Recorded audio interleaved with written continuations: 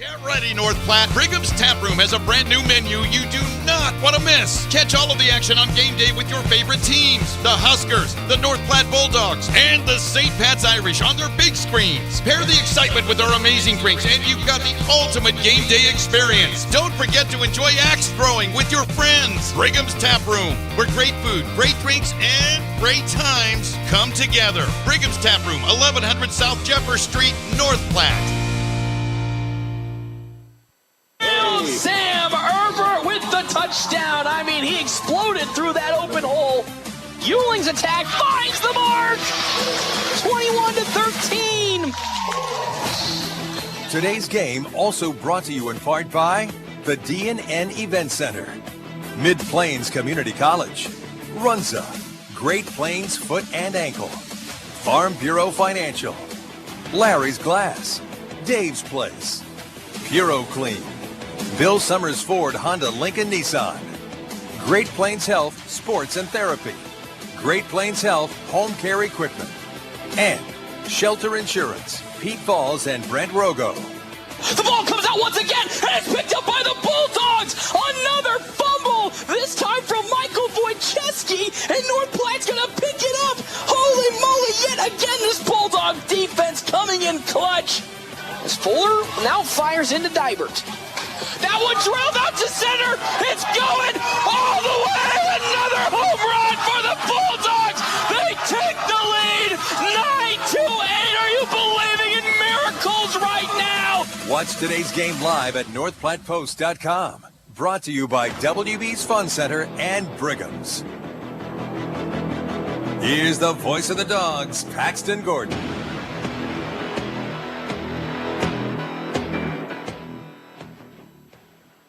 Welcome in, everybody, here to One Bauer Field. North Platte High School taking on Lincoln East in the Spartans for the first time in a couple of years. Bulldogs 0-1 this season compared to Lincoln East, who is also 0-1 for the Spartans. I'm joined today by yet again another special guest, this time back in his home environment. That's one Jeff Smeltzer. Jeff, thank you so much for coming on by once again, and a beautiful day for the first game of the season here at Bauer Field.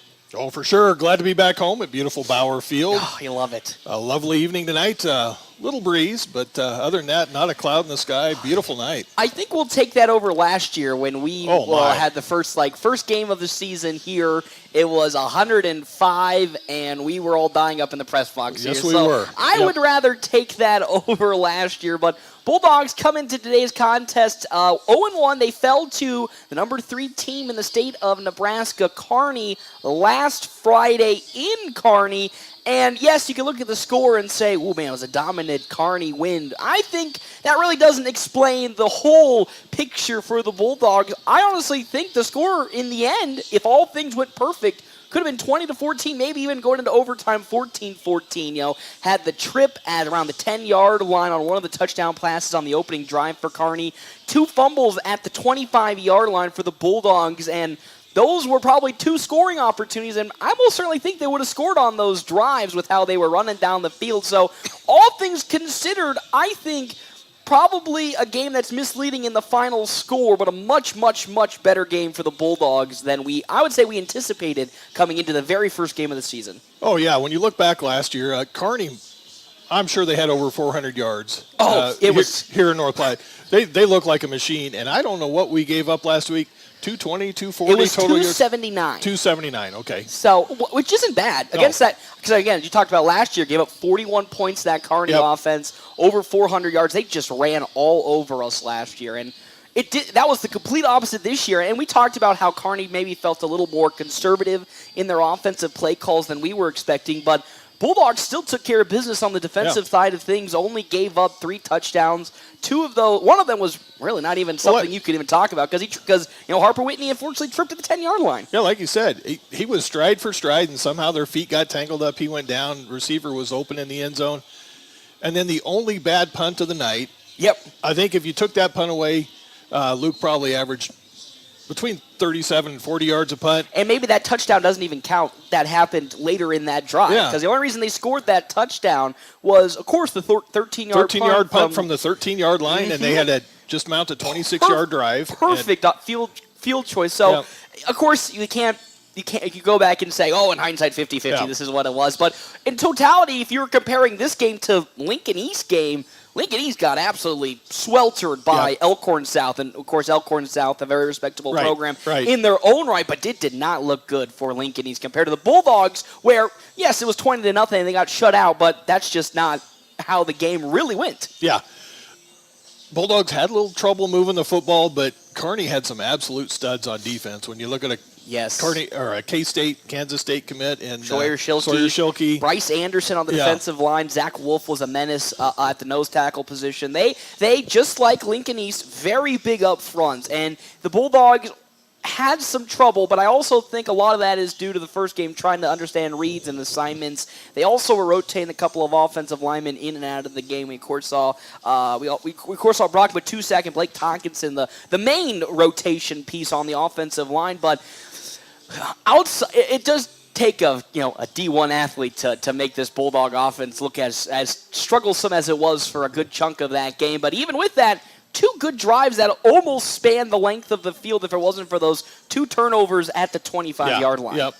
And that Schilke, he was just everywhere. I don't know how you plan against that guy. But that's exactly, as a K-State alumni, that's exactly the K-State archetype of linebacker. Strong but super athletic, can move around sideline to sideline and rush up the middle. And that's just tough for a team, that doesn't have that type of D1 talent like North Platte. Unfortunately, I hate to say it like that, but he is such a rare case of size and speed. It's really tough to guard him. And the fact that he only I think my mind, only showed up 3 times for tackles for losses might take that as like a much better than absolutely wrecking from start to finish. He had his moments, but it wasn't like he was dominating from the drop of the hat. Yeah, some positive takeaways from the Bulldogs. If you look at the defense, we had talked about that last week. There weren't very many missed tackles, and the ones that they missed were in the backfield. Yes, and which is what you'd prefer, because that means then it was a swarm tackle after that. It slowed him down. Lathan Huntsman being the real shining star in that type of defense with those tackles for losses, really got into the backfield early and often. And even if he did miss 1 or 2 tackles, there were so many blue jerseys. The pursuit was there. The pursuit was there. And that's what was different this year to last year in the first game of the season. Last year's season started tough against a very strong Papillion-La Vista South team. That was on the fringe of a playoff berth, Papillion-La Vista South was. And they, offensive false starts, lots of those first game type of penalties. And then the missed tackles were huge. What happened last week? Not that many missed tackles. I think there's only 1 play that we can actively say was a terrible tackling play. Yep. And then 4 total penalties for the Bulldogs. Right. That is a huge step up towards last season. And I talked with Coach during our Quick Stop pregame show conversation that this is already a much higher floor than last year, because it felt like after week 1, the Bulldogs had to go back to the drawing board and relearn the basics. Now that they've kind of established that they can firm tackle and they don't have a lot of mistakes when it comes to offensive penalties, they can kind of expand their next couple of weeks of prep, and you can actually start to see the upward trend, maybe even in this game. Yes. Yep. And I thought we threw the ball pretty well. Which is crazy to think. We completed 4 for 5 on our total passes for that game. And again, not a throwing team. And those weren't small dink passes. 2 of them were over 15 yards. Yep. And they looked good throwing it. And of course we know that's not going to be the Bulldog way, but to know that there is a possibility if things do get a little troublesome that you can maybe starting to rely a little more on opening the passing yards and it not being a detriment to the flow of the offense, it is super impressive. And it didn't even have to be Caden Jonason when he's out without Stinger. Now I can't remember who came in. It was Jaden Dowse. Jaden Dowse came in. Of course, that was a scary moment for all the Bulldog Nation out there, seeing Caden Jonason kind of holding his shoulder and it looked kind of scary. But Dowse came in. It's tough to evaluate him on one series when they went 3 and out. But in the warm-ups, he looked pretty good throwing the football. So there are some opportunities for the Bulldogs if they are given the opportunity to maybe advance the to advance the offense a little bit even further away from Bulldog football, which, of course, we all know they're probably not going to do too much. I'm sure if Coach had his druthers, they would not be throwing the football, but it's good to know if they have to. They can. They can. They can. That's what you love to hear. Quick Stop pregame show, 27 locations open 24 hours a day. Quick Stop always open right around the corner. Lincoln East again fell to Elkhorn South last week, and it was a pretty tough one, 38-5. And, of course, unable, Max Preps being Max Preps, unable to see really a lot of their stuff, but huge line. They are a big front seven, big offensive line, and a good dual-threat quarterback. But the Bulldogs showed last week that big line and big quarterbacks and speed does not scare them too much. We're going to step aside here on the Quick Stop pregame show. We come back. I had to sit down with coach of the North Platte High School Bulldogs, one Kurt Altig, ahead of today's game right here, FM 98.1, AM 1410, and video live streaming NorthPlattePost.com, sponsored by Wild Bills Fun Center. We're always open right around the corner. Quick Stop. Save money at the pump at Quick Stop with the DinoPay app. DinoPay offers contactless payment using your preferred debit or credit card. The savings add up with 12 cents per gallon and even more on Tuesdays and Thursdays with rollbacks for savings of 15 cents per gallon. Huge savings. The Sinclair DinoPay saving you at the pump. Don't forget Frazzle Gourmet Slushes and for real shakes and smoothies. Gourmet coffee at everyday low prices on your favorite beers. Quick Stop.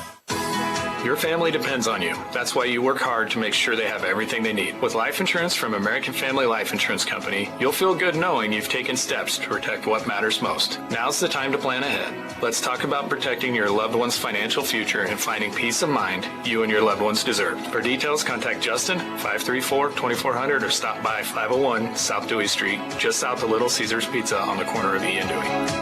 American Family Insurance. Summer's winding down, but there's still time to tee off at River's Edge Golf Club in North Platte. Enjoy a round on their beautifully maintained greens, complete with modern amenities and stunning views. And when the game's over, treat yourself to an unforgettable dining experience at Another Round, where amazing food and drinks are served up in a relaxed, inviting atmosphere. Remember, they're open to the public. River's Edge Golf Club and Another Round Sports Bar, where great golf meets great dining. Come on out and have another round with them. Can you feel it? The feeling of starting something new. The feeling of success. At Mid-Plains Community College, our instructors are ready and willing to support you on every step of your educational journey. Whether you're just starting out or changing careers, MPCC can help you transform your future. Learn more by visiting our website at mpcc.edu. That's mpcc.edu. This is the Bulldog Pregame Show from FM 98.1 and 1410 AM. Presented by Quick Stop. Always open right around the corner. Quick Stop. Hey everybody, Paxton Gordon here, Quick Stop pregame show, joined as always by head coach of the Bulldogs, Coach Kurt Altig. Coach, starting the second week of the season off 0-1 after falling to Kearney and the Bearcats 20-0 last Friday, and I know we talked about it after the game. You always hate to start the season off with a loss, but it felt like comparatively to the last couple of seasons when it came to the start, a much better foundation and really a much more competitive game as we saw, even though 20-0 kind of seems like a blowout. It felt like you guys had plenty of opportunities to take advantage of a relatively, I would say, simple and basic Kearney squad that really kept it, I didn't say too open on their offensive end of things. Yeah, you never want to lose a game, but, just going back and reflecting a little bit, we thought we did.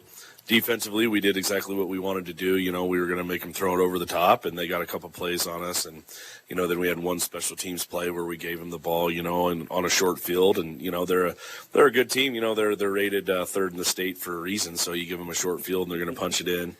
Offensively, we had a 14 and a 16 play drive. We just happened to turn the ball over there. So, take away a couple turnovers and maybe and a bad punt, and, that's a completely different ballgame. ball game. It really was. I mean, that defense was just stifling. And even one of the touchdowns you gave up, you could also negate because I believe it was one of the quarterbacks just tripped at the 10-yard line. So there was plenty of opportunities for this team to not only keep it close, but also really give Kearney a run for their money. And if, again, some of the turnover woes went your way instead of going the other way, that might have been a whole different ball game, and maybe even you guys that were up going into halftime. Yeah, again, we thought we played pretty well. Just there was 3 or 4 plays in there that Kearney won, and they're a dynamic team, and they're again rated 3rd in the state for a reason.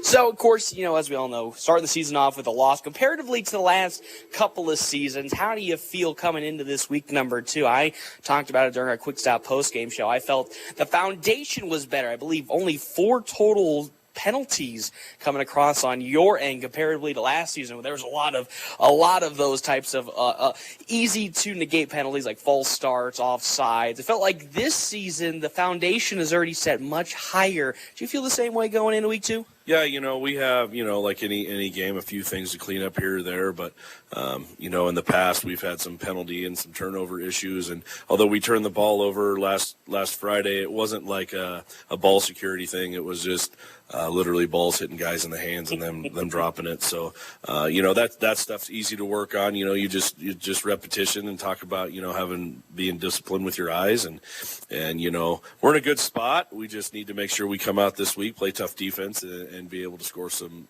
points. Yeah, of course, it always helps when you're at home. How much of a difference is it to the team to know that they'll be coming home for not only the first time this season, but also just playing at home in general? It's always nice to play at home. You get the home fans, Bulldog country behind us, which is awesome. And, then we're playing a team that doesn't necessarily travel very far very often. And, we always look at that as an advantage for us. And, of course, that Lincoln team that's coming in, Lincoln East, they coming off of a loss as well, a pretty tough one. So really take me through the mindset coming into this week's of practice. I know you already talked about some of the turnover things that you wanted to work on, but really what was that mindset this week to not only keep the guys motivated, but also get them excited for not just this week, but the weeks to come? We talked last week. It's, that was one game.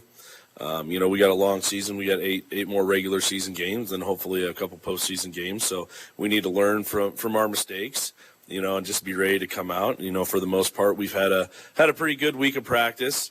We've kept away the injury bug, which is always good, and we're just ready to strap it up again on Friday night and take on a pretty good Lincoln East team. Love to see it. Now, before I let you go, we talk about our keys to the game. Of course, Caden Johnson missed just a couple of plays last Friday. Had a little injury.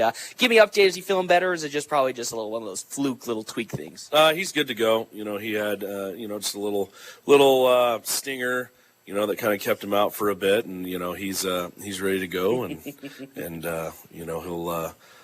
he'll lead us down the field on offense and anchor us on defense on Friday. Love it. Love to see, of course, no injuries popping up early in the year. We'll step aside here on the Quick Stop pregame show. We come back, we'll talk about our keys to the game against a very, very good Lincoln East team right here at FM 98.1, AM 1410, and video live streaming NorthPlattePost.com, sponsored by Wild Bill's Fun Center. Are foot and ankle problems slowing you down? At Great Plains Foot and Ankle, they specialize in treating turf toe, sprains, fractures, Achilles tendon injuries, and sports injuries to your foot or ankle. Their expert team provides personalized care and top-notch orthotics to get you back on your feet.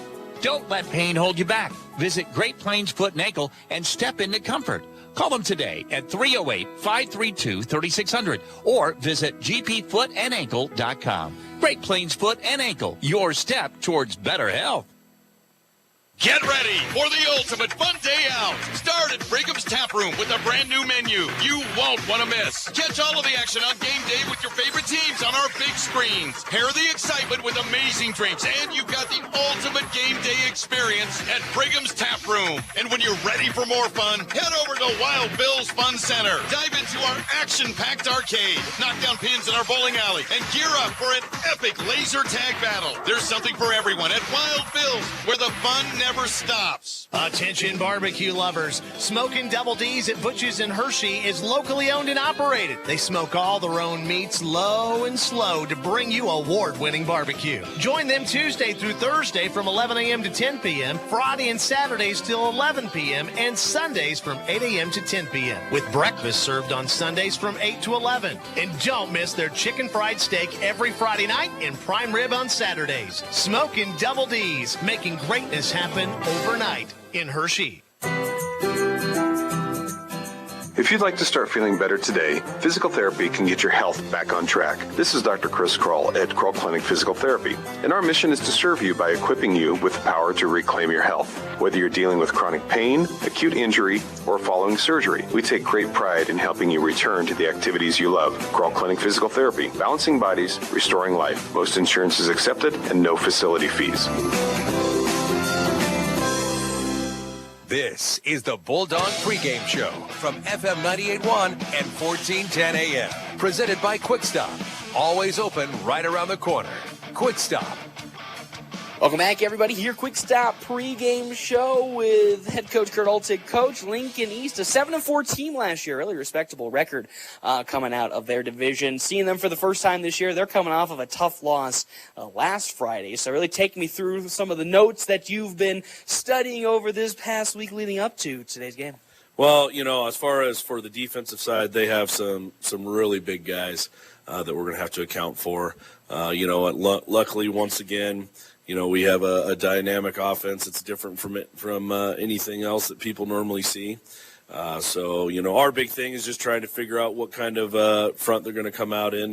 We've played Lincoln East several times, and not in the last couple of years, but since I've been here, I think we played them 3 times in the last 5 years. So, we have an idea about what they're going to run up front, but it's just kind of waiting to see, what bodies they put out there. Defensively, their quarterback from last year, he did not return, but their guy that they have starting is real dynamic. He can scramble around and he can throw the ball a long ways. So we got to make sure we keep him in front of us and and be solid on our coverage. You talked about those big bodies. Saw, of course, a good test of the big bodies last week against Kearney. Offensive line held up pretty good besides a couple of some blown coverages. Really take me through. We also saw, actually, before getting that, a couple of line changes in and out of the game. So is this going to be more of the same thing, a couple of rotations here or there to find what works best, or was last week kind of just first week see who can play? Last week, we really want to make sure that we have our guys in the fourth quarter, so we had a good rotation going for, the first game, and probably even this next game. Just no matter how much you prepare guys in practice, you can never prepare them 100% for a game as far as, the conditioning goes. So we'll probably still have rotations just to try to keep guys, from getting too gassed, and, we don't want to have the cramp bug at the end of the game. So we'll continue that rotation, and, again, hopefully we'll put some points on the board and, keep Lincoln East out of the end zone, and it'll work out great for us. And it really, again, you talk about keep Lincoln East out of the end zone, even though, of course, you got 20 points from Kearney. Overall defensive line looked very, very good. A lot of great pressure, not just from the interior, the exterior line, also from the linebacker position. So you must feel good going into the fact that while Lincoln East has a very athletic and dynamic offense and a scrambling quarterback, you know that you can contain the perimeter much better. Yeah, our key this week is, we've been working a lot on our pass rush and keeping the quarterback in the pocket. And then if he does happen to scramble out, we've been working on a scramble drill and making sure our secondary shores up, because I'm sure they've watched our film from last week and they see that, Kearney beat us over the top. I'm not sure that Lincoln East quite has, the all-state caliber fastest guy in the state speed like Kearney has, but I'm sure that's something to look at, and they're going to come out, and I'm sure they're going to take a few shots. Perfect. Well, let's jump into our Owls Lock and Safe keys to the game, securing North Platte and the surrounding areas. For over 50 years, you kind of hinted on it just right there, but take me through the defensive approach that you have for Lincoln East coming up today. Real similar to last week, we want to play tough up front. We want to limit their run game, and then we need to keep their quarterback in the pocket. He's good running. He's not only is he a good runner, but when he gets into scramble traditional mode. He's also good about keeping his eyes downfield and making his receivers right as they're scrambling around. So we got to keep him in the pocket, and then when he does scramble, we got to make sure we bring him down to the ground. And then offensively, again, points didn't come across. A lot of good progression, a lot of good things we saw last week. So what you're looking to do this week to continue the momentum you had against Kearney, but at this time, punch it into the end zone. Yeah, we just got to make sure that we do a better job with our ball security on our pitches, and for the most part last week offensively we did okay. We just, in spots where we needed to score touchdowns, we turned the ball over, and this week we're going to hold on to the football and score those touchdowns and come out on top. That's what I love to hear. Coach, thank you so much stopping on by. We'll see you after the game on our Quick Stop post-game show. Thank you very much. We'll have more of our Quick Stop pregame show. We come back here, FM 98.1, AM 1410, and video live streaming, NorthPlattePost.com, sponsored by Wild Bill's Fun Center. This year, we considered hiring an ad agency to help with our marketing. They pitched impressive visuals and a script that was inspiring. And exotic animal mascots to help grab your attention. In the end, we just decided to tell it to you straight. Shelter Insurance has award-winning customer service at affordable rates. Plus, our local agents are there to help you understand what coverage you need. Ask me, Shelter Agent Brent Rogo, how to protect what you have waited for. Find me at 405 East C Street in North Platte. PuroClean of North Platte delivers fast water, mold, and fire damage restoration services to the North Platte area. PuroClean knows how challenging those times can be to you and to your family. Their Nebraska-based experts have a winning, reliable combination of training and equipment partnerships. Local, fast service in the North Platte area. Their average on-site time is 60 minutes, and they'll coordinate with your local insurance provider. Give PuroClean a call now at 1-800-775-7876 and schedule a visit from a member of the team at PuroClean in North Platte. You're listening to the Quick Stop pregame show. I'm Derek Beck. Time for your Friday Night Lights and a look around the area. High school games being played this evening. There was one game from the area last night, and that was six-man ball. Arthur County and Medicine Valley. I believe that game was played down in Curtis. Arthur County with the win in that one, 64-25 last night. And now let's look around by classification for this evening. We'll start, in Class A. North Platte is home to Lincoln East tonight as the Spartans come to Flat Rock. That game set for a 7 o'clock start, pregame 6:30 on FM 98.1 and AM 1410, live streaming at NorthPlattePost.com this evening. Class B, Aurora, they are playing back in C1 this year. They lost last week, and they are at Wyland Field in McCook tonight to take on the Bison, who did win last week. Class C1, we have a few teams from the area there. Chase County is at Gothenburg. Both of those two teams won a week ago. Cozad is at Central City tonight, and the game on Flat Rock 100.7 tonight. Ogallala at Broken Bow. Both of those two teams losing last week. Ogallala losing to Gothenburg. Broken Bow lost to Shadron last week. That game coming up at 7 o'clock Central, 6 Mountain Time on Flat Rock 100.7 and online, sandhillspost.com. Class C2, Hershey hosting Wood River tonight. Panthers trying to get their first win of the year. Wood River is 1-0. Let's move to Class D1. Bridgeport 0-1 on the year, and they are taking on Dundee County Stratton, the number 10 team in the state, according to the Omaha World Herald. DCS pulled out a last-second victory last week against Perkins County to get to 1-0 and stay unbeaten in Week 1. Also in Class D1, Highline 0-1 on the year. They are home to the South Loop Bobcats. Bobcats did win last week. We mentioned Perkins County lost in a heartbreaker in the last few seconds of their game to DCS last week. They'll try to rebound tonight. They are home to Sand Hills Valley. Mavericks did win last week and probably favored by a little bit in that one. And also in Class D1, North Platte St. Pat's, they are the number 5 team in the state according to the Omaha World Herald, and they're on the road at Sutherland tonight. Sailors looking for their first win of the season. Class D2, Brady is at Morrill. Both of those two teams looking for their first win of the season. Maxwell got off to a nice start last week with a win, and they'll have a tough one tonight as they travel down to Trenton to take on Hitchcock County this evening. And also in D2, Mullen is home to Maywood Hayes Center tonight. Mullen 0-1, Maywood Hayes Center 1-0. That leaves one classification left, and it's the 6-man ball. Yeah, let's start in 6-man with Cody Kilgore. They're the Omaha World Herald's number 10 team in the state according to their rankings, and they are taking on Garden County tonight. Also in Class D6, which is 6-man, Creek Valley at Wallace today. South Platte is at Paxton, and Juanita Palisade at Fleming, Colorado today. Those are your Friday Night Lights. Good luck to all of our area teams. The Quick Stop pregame show continues in a moment. Kickoff at the top of the hour. Thanks for listening to the Quick Stop pregame show. They have 27 locations open 24 hours a day. Quick Stop. Game time is just moments away on FM 98.1. Growing up, my parents always encouraged me to do what's right, even if it wasn't easy.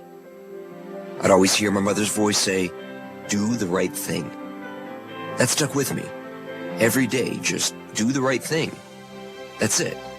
The rest takes care of itself. At Shelter Insurance, we believe in doing the right thing for our customers and our communities. See me, Pete Volz, at 501 South Jeffers for a free insurance review. Can you feel it? The feeling of starting something new. The feeling of success. At Mid-Plains Community College, our instructors are ready and willing to support you on every step of your educational journey. Whether you're just starting out or changing careers, MPCC can help you transform your future. Learn more by visiting our website at npcc.edu. That's npcc.edu. The Bulldogs play here on FM 98.1 and 1410 AM. KWOQ AM North Platte. Merrick's Ranch House is a proud supporter to bring you this game. Dine in, order online at merricksnp.com, use DoorDash, or call 532-8200 for carryout. Merrick's Ranch House. North Platte Post Sports.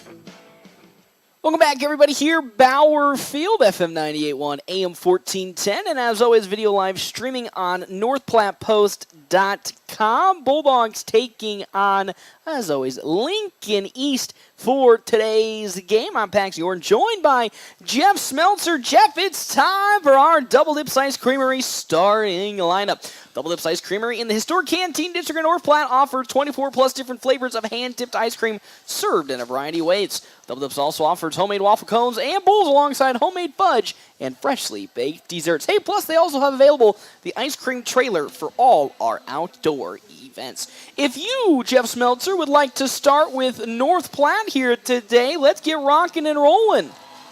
We're looking at the offense or the defense? Let's start with well, I don't know who's going first. Let's just start with the offense. We'll go for the both offense, teams. okay. At wide receivers, we've got number 17, Brady Hanneborg, and number 14, Max Nagley. The big boys across the front line, we've got number 55, Jake Kincaid, 71, Carter Dishman, 74, Brock Matuzak will be snapping the ball. At guard, right guard, Seth Penn, number 60, number 64, Logan Boussard is the right tackle in the backfield. I think we're going to go with Javen Reyes and Luke Borges at the backs. Yep, we'll get into that in a second. Caden Johnson will be your quarterback, and Alonzo Torres will be behind him. For the starting defense for the side of Lincoln East, Parker Johnson at left end with Jace Frost at nose tackle, Elijah Goots at right end. We have Presley Hall at outside linebacker, Colton Tucker as well as Will Manning in the middle. Cuxton Cat as the weak side linebacker. Mikhail Ford, the left corner, with Landon Lingenfelter at free safety. J.C. Brown at strong safety, and then Raheem Pupula on over at right corner for the side of Lincoln East and the Spartans. When the Spartans come up for offense, we'll go through their offensive lineup, and same thing for the Bulldogs defense. Jeff, It's a little bit of some breaking news here that we have been made aware of, but we have caught the attention of. We have some potentially new starting running backs for today at the speed back position. Both Brecken Torres and Eli Broman did not suit up for today's game. They're on the sideline with no pads, but I would say street clothes, but just the jerseys. And we'll be seeing some new running backs today. Yes, we are. Yeah, they're down there in jerseys and shorts. Look healthy, though. Yeah, That's no visible injuries.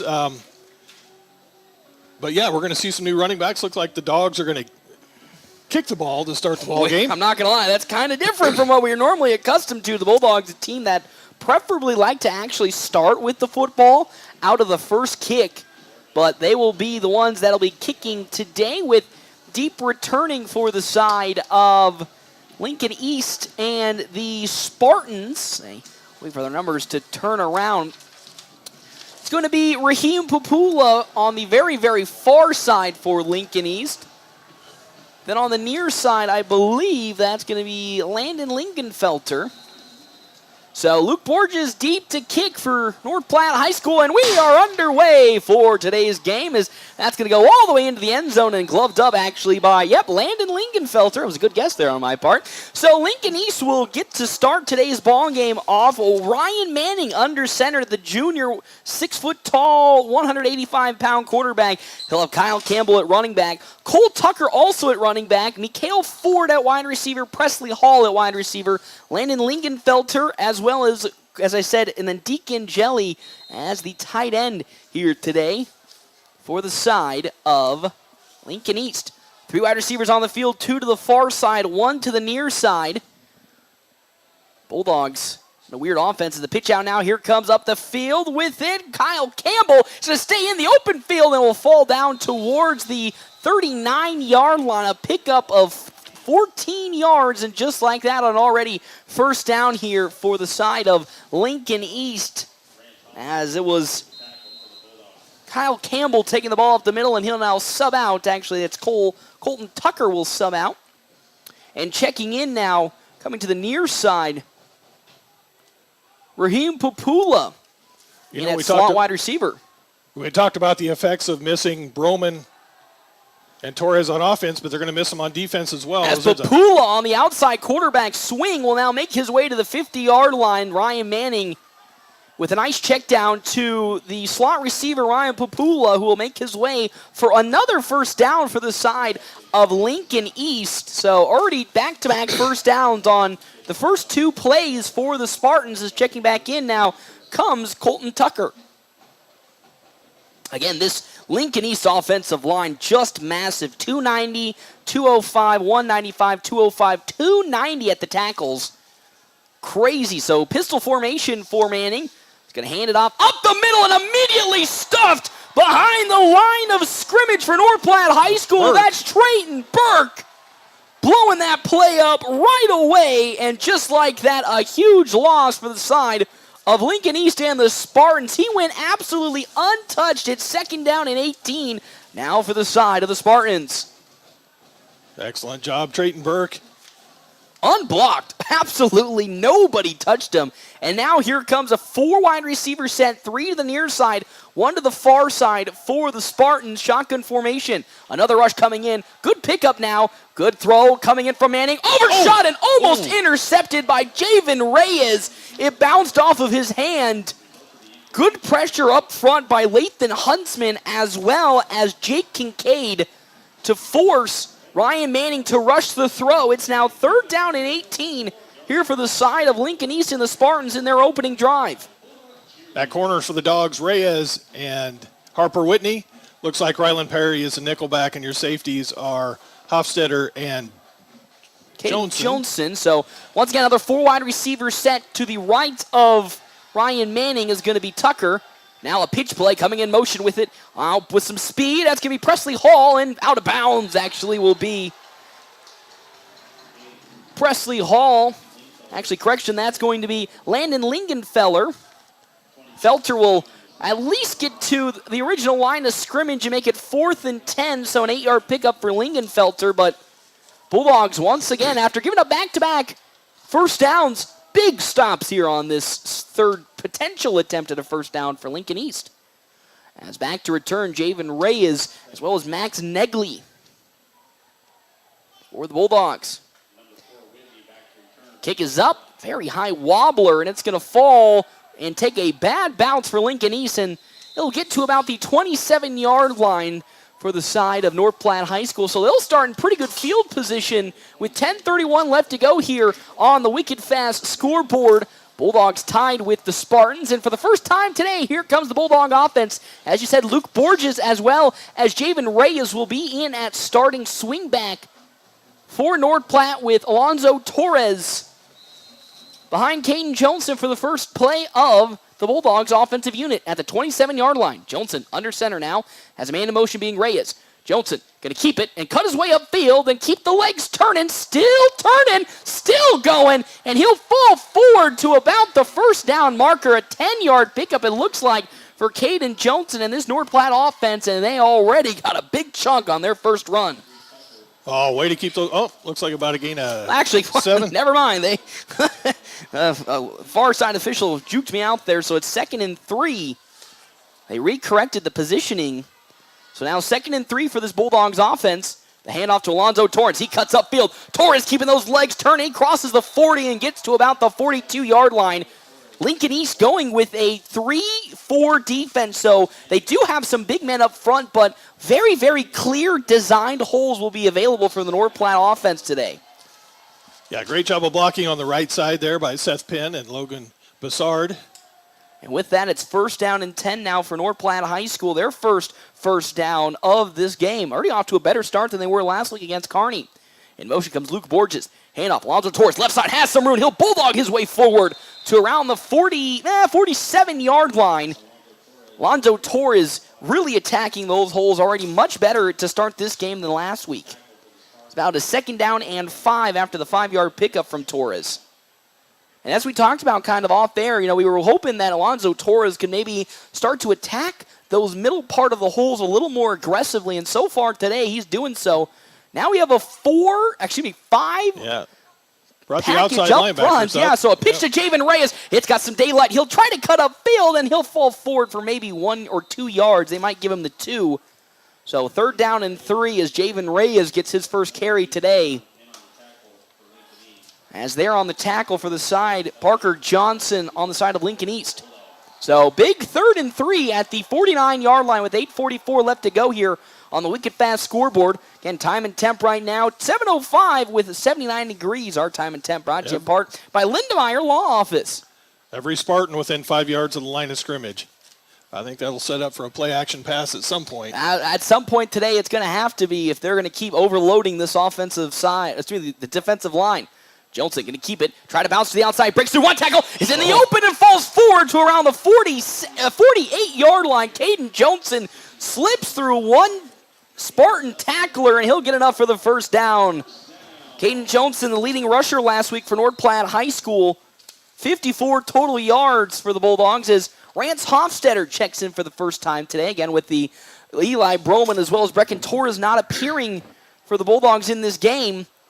We're going to see a lot of new combinations, so Rance Hofstetter in at speed back for North Platte High School on the near side with Max Negley to the far side. Hofstetter in motion, the handoff, Torres cuts upfield, breaks through a tackle, still keeping the legs turning and falls to maybe around the 35-yard line. This Bulldogs offense is really having its way with Lincoln East to start in the tackle there. Michael Ford, 7-yard pickup, so it's 2nd and 3 for the Bulldogs. And this is exactly what this offense is designed to do. Get big chunks for easy opportunities to collect a first down. And that's even with Lincoln East overloading the offensive line and have basically everybody up in the box. In motion, Hofstetter. Johnson going to step back, looking to throw. Going to throw it wide open, Max Negley, but overthrows him. Max Negley at around the 20-yard line had a step on Michael Ford, and that might have been a touchdown if Johnson was able to connect with Negley. And just like that, it's 3rd and 3. But you talked about how with Lincoln East overloading the box like they are, they don't really have a normal safety in deep in the backfield. It was man coverage, no safeties back there for any help. And Luke Borges was open down the sideline, too. So it was kind of there was a lot of options. It was a pick 'em on that play. He could have picked who he wanted to throw to. Just slinged it in there a little too hot, and it's 3rd and 3 with 7:15 to go on the wicked fast scoreboard. The handoff, Torres up the middle. He'll break into the open field at the 30, keep it going and fall down to the 24-yard line. Brecken Torres is having himself a first drive and another first down for this Bulldogs offense. Shifty feet. I'm impressed with Lonzo's footwork on those runs up the middle. And that's what's the difference between the last two big power backs for the Bulldogs. Broman and Albertson were the quintessential power backs. Yep. Tor is more of a shifty power back that can squeeze his way into holes and make more things happen. Johnson hands it off to Torres. He'll bounce to the outside, cut back upfield, and he'll fall forward to around the 18, maybe 19-yard line. They'll say the 18-yard line, so Bulldogs in the red zone for the first time today, and now it's a 2nd down, and I'd say 5 yards for the Bulldogs offense. Shout out to Jake Kincaid and Carter Dishman that time. They cleared a hole for him on that left side. Good running to pick up 5 yards. Brady Hanneborg as well as Max Negley to the far side. Lonzo Torres still in. Rance Hofstetter at the left speed back into the far side. Luke Borges. Jones going to keep it on his own designated run. Will try to squeak his way forward. He'll get stopped by Ethan Gardner playing nose tackle on this play. So the Bulldogs, they might have gotten one. The officials will say they do get 1 yard. 3rd and 4 for North Platte. As Javen Reyes now checks back in with his bright pink shoes. 5:58 here on the wicked fast scoreboard. Still 0-0, but the Bulldogs in the red zone threatening to score. I love the pink shoes, and I also like the white numerals on black jerseys. We can actually see the numbers here today. We can see the numbers this week. So Bulldogs taking a lot of time. They have 11 seconds left to go here on the play clock. As Johnson gets under center. In motion comes Reyes. The pitch out to Javen Reyes. He has an opening towards the outside, but he gets immediately stopped after he tried to make his way forward. Michael Ford with some good awareness. Had a blocker in front of him, but cut past, I believe, Brady Hanneborg to stop Reyes, and that'll be a no gain on the play. So 4th and 4, and here comes the Bulldogs field goal unit as Luke Borges gets ready to kick, and for the first time this season, put some points up for the Bulldogs, potentially. With 5:06 left to go here on the wicked fast scoreboard, it's 0-0. So where are we at there? 25-yard line? Yes, sir, 25-yard line. He was nailing these in pregame pretty easy. 24-yard line, to be correct. The kick is up. Oh, it is no good. The wind pushing from the opponent's sideline pushes that ball too far, and the Bulldogs can't get anything going there on their first offensive drive here today. But they did take a lot of clock. 4:48 left to go here in this first quarter on the Wicked Fast scoreboard. Have you downloaded the MyPhillips 66 app yet? If not, you're missing out on so much savings with Wicked Fast. Thank you also to our Sports Zone sponsors here for today's game at Premier Toyota. At Premier Toyota, you'll find a friendly and easy to work with staff that'll help you find the perfect car for you today. Visit Premier Toyota just south of I-80 in North Platte. So second offensive series for the Spartans here. Ryan Manning in the shotgun formation. Manning will step back, looking to throw. Quick check down, and he'll juke through one shoes. That is Dominic Velasquez, as Velasquez will fall forward to about the 25-yard line. Actually, J.C. Brown, the receiver on that play. Number 2, J.C. Brown. As now checking in comes Colton Tucker, the sophomore. So now it's second down and about 5 yards for the side of this Spartan offense in this first quarter with 4:21 left to go. This time 3 wide receivers, 2 to the near side, 1 to the far side. As Manning in the pistol formation gets the ball and will pitch it out now to Campbell. Campbell around the outside gets immediately stuffed up front by a plethora of black jerseys. Lathan Huntsman sheds the block on the perimeter. I believe he shook off Sam Niven and stop that run from one Kyle Campbell. A loss of 2, and what was a 2nd and 5 now it turns out to be a 3rd down and 7. Little love for the interior linemen. I think we've got Carson Davis and Jackson Halverson in there. Moreno and Kincaid, the defensive ends. Some more rotations for this Bulldog defense. Manning stepping back, looking to throw. Pumps, now going to step up in the pocket. He'll throw, and it's intercepted. Oh, almost intercepted there on the near side. That for the Bulldogs is Jace Powell. Jace Powell had an opportunity to pick the football off, and as he was coming down to the floor, he dropped it. But, man, Ryan Manning is experiencing a lot of pressure up the middle from this Bulldogs defensive line. Yeah, a little stunt that time with Moreno and Davis. I believe that was Davis, yes. Yep. Harper Whitney back to return for the Bulldogs kicking unit alongside Javen Reyes. A nice kick. That one's spiraling back to Whitney. He'll catch it at the 35-yard line for the Bulldogs and have some room. He'll come to the near side and get wrapped up immediately there by Sam Niven. And the Bulldogs will have yet again another try on the offensive side of things. We're flying through this game with 3:15 left to go in the first quarter on the Wicked Fast scoreboard. Thank you to our Sports Zone sponsors today, River's Edge Golf Course, featuring modern amenities, a beautifully maintained course, lush greens, and breathtaking views of the North Platte River. River's Edge Golf Club delivers one of the best golfing experiences in West Central Nebraska. 1st and 10 for this Bulldog offense for the second time today, starting in pretty good field position at the 36-yard line. Actually, 37-yard line. Johnson in under center. A little more relaxed look for this Spartan defense. As Johnson going to hold it, going to keep it with it and try to cut up field. A little bit of some hesitation from Caden Johnson. He was thinking about if he wanted to pitch it to the outside of Javen Reyes. Michael Ford was in that containment on the outside. A 2-yard pickup for Johnson. Yeah, Michael Ford is a name we're going to mention a lot tonight. He is probably everything for that team. He is defensively, offensively. Stud on offense and defense, and he is committed to, and I might be wrong, South Dakota State. It's either South Dakota State or North Dakota State. One of the Dakotas is Alonzo Torres now upfield, cutting his way forward and falling for the first down. Alonzo Torres with an 8-yard pickup. That is a name I am loving to say often in this ball game. Alonzo Torres is just carving up this Spartans defense. And really, this offensive line is having a field day with the much more bigger Lincoln East defense as have a timeout on the field.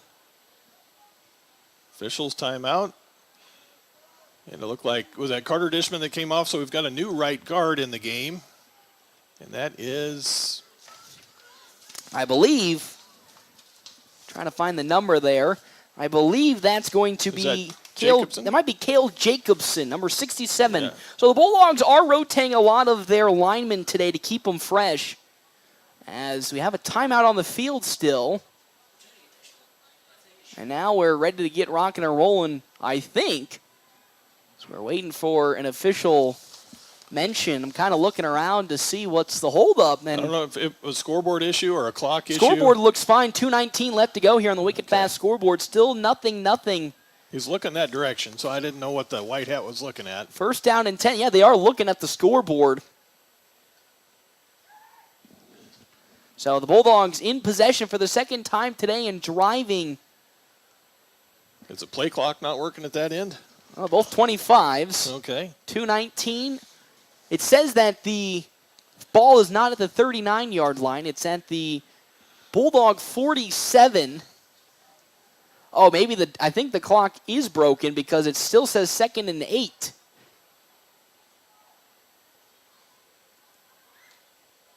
So North Platte High School tied up here with Lincoln East. Still in this first quarter, 2:19 on the Wicked Fast scoreboard. Nothing the score. Hey, Jeff Smeltz, let's get some quick game stats. Sponsored in part by Bobby Campbell, State Farm agent, as now we're looking to get things ready to rock and roll. So after this play, we'll jump into some Bulldog offensive stats. 1st and 10 at the Bulldog 47-yard line. Johnson under center. He's going to keep it now, go for a sweep. He'll bounce it to the outside, stop and try to cut back upfield, and the ball's on the floor. Oh, no, and it's picked up on the side by Lincoln East. Oh, and it's going to be a turnover for North Platte High School. Caden Johnson fumbles the football. Michael Ford, as well as J.C. and Brown, were in the area. And that's a turnover for North Platte High School. The turnover bug bites again. And on the second drive, when the Bulldogs were charging, they turn it over. And now here comes Lincoln East for this third time on offense. And before that drive, man, they were really moving the ball efficiently. And I didn't see that. I was looking at my stat sheet. I thought the play was over, and then the ball came out. I was going to say, it looked like he fell down. Now, this is interesting coverage. We have Jake Kincaid on Michael Ford as a rush and a throw. Almost intercepted again. Jake Kincaid. This is very interesting. So they have Jake Kincaid in at slot cornerback to stop Raheem Papula. And Ryan Manning had some big pressure up the middle from Carter Dishman, as well as I believe that's Gabe Moreno, forcing him to make an errant throw, and it's 2nd down and 10. That's like the 4th ball today that this North Platte defense could have almost picked off. You know, if you keep dropping Jake in coverage, he's going to have trouble breaking his brother's sack record. I was going to say, at this rate, he's going to have trouble breaking that record. But his mom told me today that Caleb does have the sack record, and I said, oh, does he? Good. Put an asterisk. Jake's going to break it. Little screen pass now as here comes Campbell with it. Kyle Campbell at the 45 and now 40-yard line. I think Trayton Burke was held on that. I was going to say, there is a flag around the 50-yard line with 2:05 left to go here in this first quarter on the Wicked Fast scoreboard. There looked to have been a flag or maybe at least an ineligible receiver downfield. Because, man, that offensively, ineligible receiver downfield on some of the offensive line. I believe the people that were down there, Parker Johnson and Carter Dews, were way far down in the open field on that screen. And that's the tough part about screens is there's a fine line between how far your offensive lineman can go before they get called for ineligible receivers. So 5-yard penalty backs. Lincoln East up to their own 45-yard line. It's 2nd and 15 now. 4 wide receivers, 2 to the near side with Michael Ford. To the far side, Jason Brown, as well as, I believe that's Presley Hall. Ryan Manning in the shotgun formation. Great rush up the middle. Here comes a screen pass picked up on the side by Landon Lincolnfeller. He breaks through a tackle and will step out of bounds at around the 48-yard line. So Lincolnfelter for the side of Lincoln East gets a good chunk out to make it 3rd down and 7 for the Spartans. With 1:54 left to go here in this first quarter on the Wicked Fast scoreboard. 4 wide receivers, 3 to the far side. Michael Ford to the near side, guarded by Jace Powell. So you might want to shade Ford. So now, here comes a quick pass to Michael Ford. Ford tries to make any move, but a great tackle on the side by Jace Powell. As well, I believe, in on the tackle, Rance Hofstetter. And they're going to say they are 2 yards short, but they're going to run a hurry up here on the side of this offense for the Spartans to catch North Platte off guard. Ryan Manning in the shotgun formation. Manning, step back, quick pass once again to Michael Ford. He is wide open, breaks through Jace Powell's tackle. And Michael Ford with yet again another slant, not even a slant, a comeback route. Brings the Lincoln East first down, and Spartans are driving here on their 3rd possession with 1:35 left to go here in this first quarter at the 31-yard line of Bulldog territory.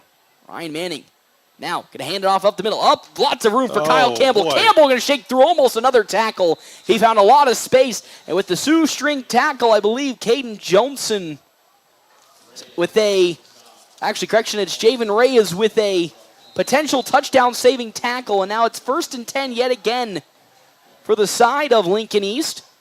Manning in the shotgun. We'll hand it off to Kyle. Once again, Kyle Campbell. He waltzes his way. Oh, the ball's on the floor. Oh, they're going to say a touchdown. It broke the plane. And because it broke the plane, that's a touchdown for Kyle Campbell. As now going to have a conversation with the official, I believe was actually going to be Rylan Perry, but a touchdown for Lincoln East, their first of today, and it was a huge hole for Kyle Campbell. As on to kick the extra point now, Colton Nehe. As the kick is up. And it is good for the side of Lincoln East. They now lead 7-0 here on the Wicked Fast scoreboard with 1:15 left to go here in this first quarter. We'll step aside and take a break. We come back, more Bulldog action right here, FM 98.1. AM 1410, video live streaming, NorthPlattePost.com. Got a crack? Get it fixed fast at Larry's Glass. From windshields to windows, Larry's Glass in North Platte has been your trusted glass repair and replacement experts for over 40 years. Whether it's your car, home, or business, Larry's Glass gets it done right the first time. They've also got a job for you if you've got the talent. Don't let a little crack become a big problem. Call Larry's Glass at 532-7675 or stop in at 211 East 5th. Fast, friendly, and reliable service you can count on. Whether you're a weekend warrior, youth, or professional athlete, the Great Plains Health Sports Medicine Team has you covered. The team includes orthopedic surgeons, athletic trainers. Post Sports. Welcome back here to 1 Bauer Field. Bulldogs trailing now Lincoln East and the Spartans early on in this one, 7-0. Here on a Wicked Fast scoreboard. As deep to return, Javen Reyes as well as Harper Whitney for North Platte. Again, our timeout's brought to you in part by Kevin McGann and the Fortifying Group. Check out Kevin McGann and the Fortifying Group. His location, 621 South Dewey, Sweet Beat. As well as Justin Thompson Family Agency on our Sports Zone sponsors. With the ever-changing industry standards, they pride themselves on top-notch customer service. No matter what type of insurance you are looking for, farm, ranch, auto, home, life, or business, they have the answer for your insurance needs. Check out their offices in North Platte, Ogallala, Broken Bow, and Ord. A huge kick coming in from Nehe that'll land into the end zone, and here comes the Bulldogs for the now 4th time. And I really think they've been dominating this first quarter against Lincoln East. Just that darn fumble that happened on the last possession really has thwarted the Bulldogs' progression so far. As if I know you probably do some quick math, but you don't even do the quick math. North Platte probably outgaining Lincoln East from the line of scrimmage so far today. Well, 61 yards rushing. I'm going to have to, for the Dogs, no yards passing. I'm going to have to go down and look at Lincoln East. Yeah. As Johnson once again under center, Max Negley here to the near side. Alonzo Torres right behind him. In motion comes Rance Hofstetter up the middle. Torres with plenty of daylight. Breaks through a tackle, keeping the legs turning, and he'll pick up a good solid 8 on the carry. So making it 2nd down and 2 for Alonzo Torres. And he's so far been this player of the first quarter for me, Jeff Smeltzer. 43 and 44. 87 total yards so far for the Spartans, and with that 8-yard gain by Alonzo Torres, the Dogs are up to 68. Wow, so pretty really? close. That's pretty close. That's much closer than I thought. As a handoff once again, Torres up the middle, breaks through another tackle, and he is instantly stuffed by Jace Frost, the 6-foot-tall senior at 300 pounds. Only limits Alonzo Torres to 1 yard. It's 3rd and 1 for this Bulldogs offense at their own 29-yard line with 30 seconds left to go here on the Wicked Fast scoreboard. 7-0 the lead for Lincoln East, but the Bulldogs so far have been driving pretty healthily against this Lincoln East defense. And as said, 69 yards of offense for the Bulldogs, 81 for Lincoln East. Game stats brought to you in part by State Farm agent Bobby Campbell. We meet you where you're at and help you get to where you want to be. Also, thank you to our video sponsor here for today, Wild Bill's Fun Center. As Bulldogs will let the clock wind out, and we'll make our way to the second quarter. It's 3rd down and 1 when we come back here to Bauer Field. FM 98.1, AM 1410, and video live streaming, NorthPlattePost.com. Taylor is living the Runza dream. The Fry Life is the high life. He's stacking up rewards on the Runza mobile app. Points on points on points on points. That's a lot of free food from Runza. Yep, I'm headed there for lunch today. Download the Runza mobile app to start getting rewards. Because from the way we make it to the way it makes you feel, Runza makes it all better. Your family depends on you. That's why you work hard to make sure they have everything they need. With life insurance from American Family Life Insurance Company, you'll feel good knowing you've taken steps to protect what matters most. Now's the time to plan ahead. Let's talk about protecting your loved one's financial future and finding peace of mind you and your loved ones deserve. For details, contact Justin, 534-2400, or stop by 501 South Dewey Street, just south of Little Caesars Pizza on the corner of E and Dewey. American Family Insurance. North Platte Post Sports.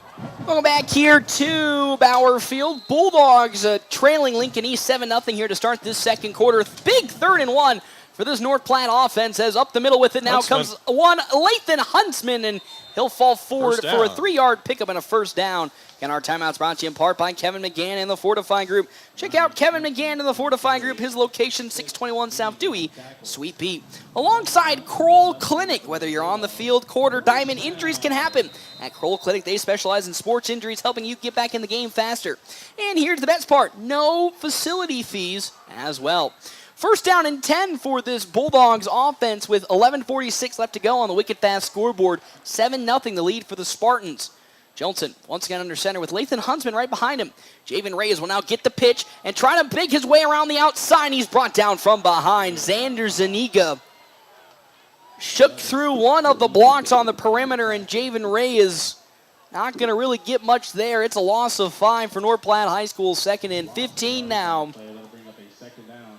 With 11:19 left to go. How about some statistics here, Jeff Smeltzer? What do you got for me? First quarter, Dogs 69 yards rushing. Alonzo Torres leading the way, 8 carries for 49 yards. That's great. Caden Johnson had 19 yards on 5 carries. As Johnson now going to go with the triple optional, pitch it out to Rance Hofstetter, and he gets eaten up by the turf monster. A beautiful play that was about to be set up by Rance Hofstetter on the triple option, and he gets eaten up by the green monster, and another loss for this Bulldogs offense. It's now 3rd and 19. With his speed, I think he had some room out there.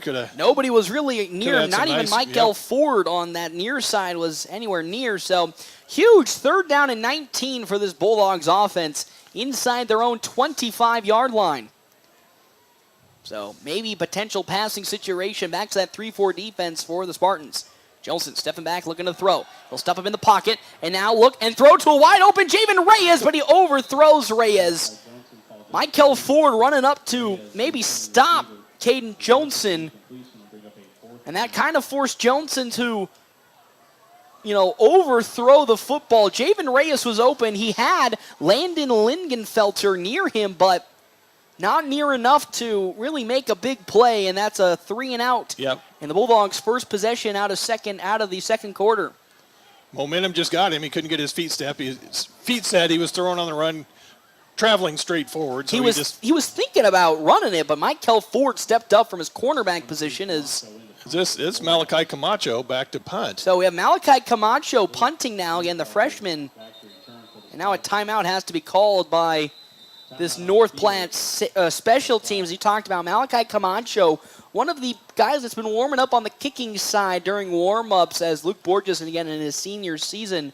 He's back. We've seen it a couple times here last 2 weeks. Bulldogs really trying out a lot of new players at not even different positions, but getting a lot of playing time. Yeah, and Malachi is a big, strong kid, and he's super smart. Look for some good things. He's only a sophomore. Mm-hmm. He's got a leg. He does, quite a leg. That's something about it. Luke Borges has quite a leg as well. Even though he hasn't really in these last couple of years been able to show it off, when both get the right conditions, they both can go pretty far with their kicks. Again, a 4th and 19 for North Platte High School with 10:16 left to go on the wicked fast scoreboard. Thank you again to our Sports Zone sponsors here for today's game. That will be One Zeller Motor Company. With over 40 years of sale experience, Nate and Joe know how to get you behind the wheel of your dream car. And when it comes to financing, Amanda brings over 20 years of banking experience to make your deals smooth and stress-free. Why settle for the ordinary when you can experience the difference at Zeller Motor Companies? So 10-16, a 7-0 lead for Lincoln East here on the wicked fast scoreboard. Landon Lingenfeller back to return for the side of Lincoln East alongside Michael Ford on the far side. So here comes the kick from the Bulldogs. That one high and spiraling out of bounds. It'll get to around the 49-yard line. If he didn't angle it to the near side as much, I'm telling you, Michael Camacho probably could have pinned that deep in the 30. So here comes another opportunity for Lincoln East here in the second quarter. Their first attempt in the second quarter. Scored last time out on a 20-plus yard run from Kyle Campbell. And now, once again, to that 4 wide receiver set. 3 to the far side, Michael Ford to the near side. Ryan Manning in the shotgun with to his right of him being Kyle Campbell.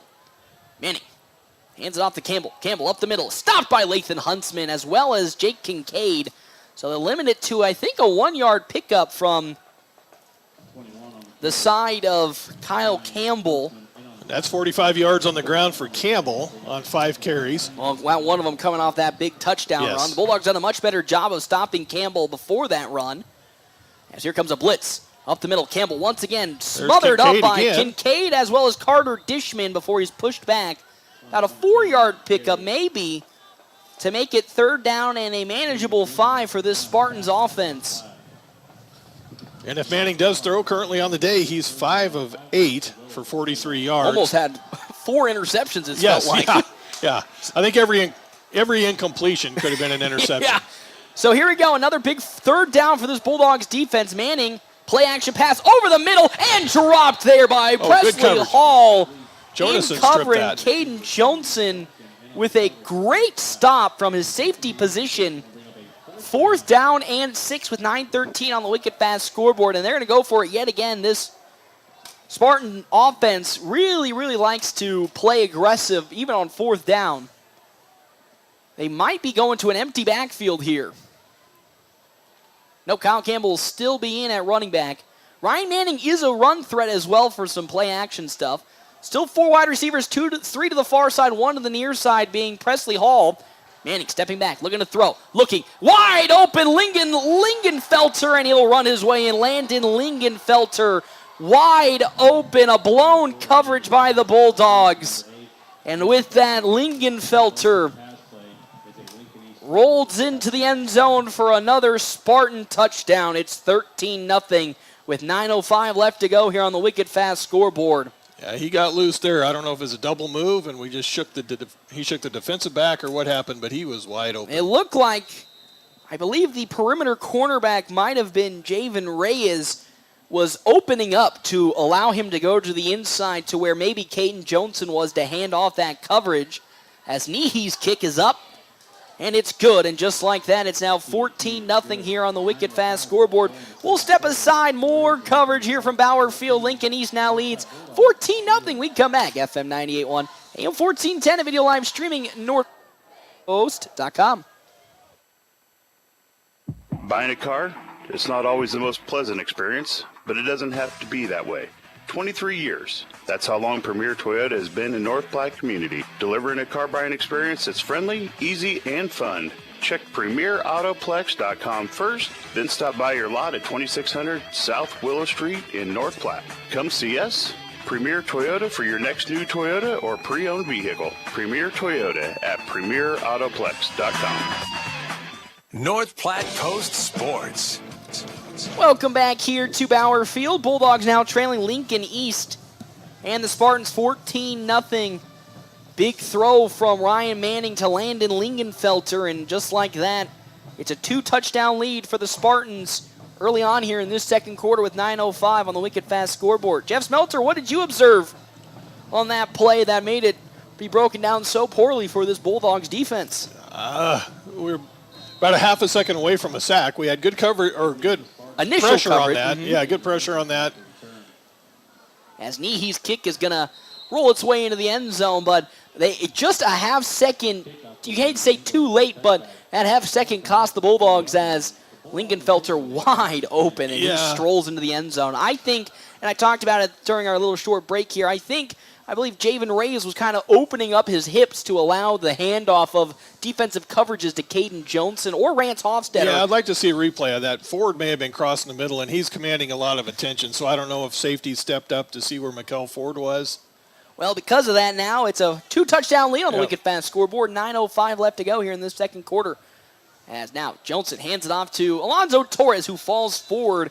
He's stopped on the play there by Xander Zuniga. I believe this is going to be a big opportunity for this Bulldog offense. They dominated the first quarter, in my opinion, even though they didn't get as many yards. They dominated the time of possession and have came away with no points. So they need to come away with a touchdown right here or things are going to start to get out of hand. I can't see the clock. Where are we at here? 8:38 left to go here in this second quarter. Jones going to keep it on the keeper and bounce to the Oh, outside. he's got room. Has some room at the 30, at the 35, 40, 45, 50. One man to beat. Down the sideline and tackled from behind. Dominic Velasquez pulls down Caden Johnson. Now at the territory of the 30-yard line of the Spartans. Caden Johnson, and we have an injury, it looks like, on the floor. Brock Matusak was slow to get up, and he is still slow to get up right now as Here comes Blake Tonkinson. will sub in for Matusak. But Caden Johnson, huge hole on that quarterback keeper. Faked the handoff to Torres. The entire Spartan East defense, or the Lincoln East defense, just collapsed on Torres, and Caden Johnson showing off that speed. He's really gained some miles per hour this season. You saw it during the baseball season, and now flexing the speed. 1st and 10 at the Lincoln East 30-yard line. Johnson lost the football, and he picks it up. So it'll be about a 2-yard loss, but big play for the Bulldogs, and that's exactly what they needed, because it felt like last season they didn't really have many of those big plays on offense. Right. So to come out here and put one of them at least together is going to probably scare this Lincoln East defense. As you can see, they're kind of spreading things out a little more instead of putting so many men inside the box.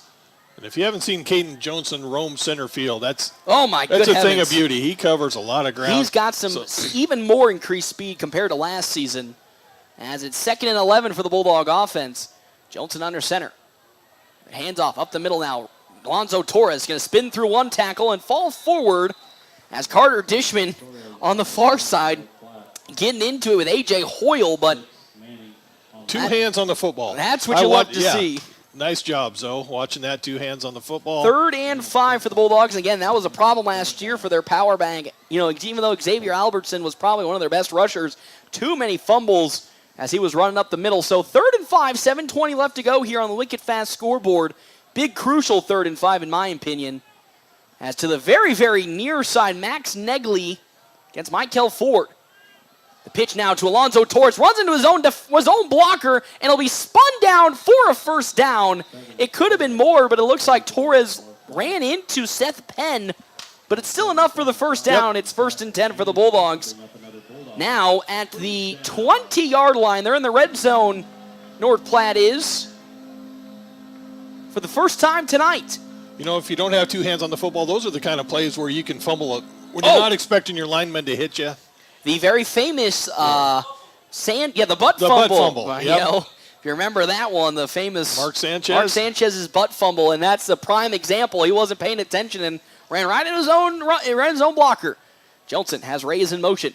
Johnson's going to keep it again. He's going to think about maybe pitching it if he had the opportunity, but he stopped at the line of scrimmage. There on the stop is Presley Hall, and that's a loss of 2. Reyes, man, had some daylight if he was able to get the pitch off, but Johnson was already committed to the run, and with that, 2nd and 12 for North Platte at the at the Spartan 22-yard line with 6:13 left to go here on the Wicked Fast scoreboard. Is checking now in comes, I believe, Lathan Huntsman for North Platte for Alonzo Torres. 2 deep safeties here for the side of Lincoln East. The handoff now. Lathan Huntsman up the middle, still running, and he'll fall forward to around the 16-yard line. So a good, strong pickup maybe of 6 yards for Lathan Huntsman. So it's 3rd down and a manageable 6 now for North Platte. Yeah, he's kind of got a different gear than a lot of those fullbacks or power backs that we're used to. He really does attack that hole quickly with some aggression. 3rd and 6, 5:33 left to go here on the Wicked Fast scoreboard. And still Blake Tonkinson at center. As Johnson has Rance Hofstetter in motion. Hands it off once again to Huntsman. Huntsman going to barrel his way forward and fall to around the 10-yard line. So another 1st down for the Bulldogs. It's now 1st and goal to go here for the first time this season with 5:19 left to go on the Wicked Fast scoreboard here before halftime. So Bulldogs really driving on this drive yet again and are threatening with some points as checking now in for the side of Lincoln East. I believe that's Elijah Goots for the Spartans. 1st and goal for North Platte High School at the Spartans' 10-yard line. Jelton hands it off. Once again, the Huntsman. He's got some daylight. Lathan Huntsman in for a Bulldog touchdown.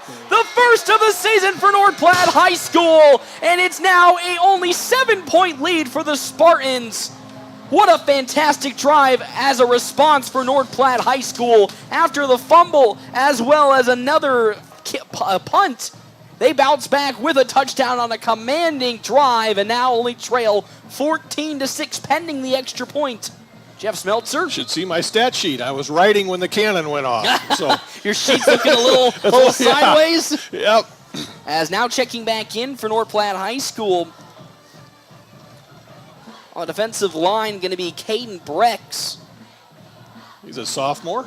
As still kicking now, Luke Borges on the extra point attempt. Borges' kick is up. And it is good. The Bulldogs just trail by 1 now following the run from Lathan Huntsman. We'll step aside and take a break. We come back. More second quarter action right here at FM 98.1, AM 1410, video live streaming as always, NorthPlattePost.com.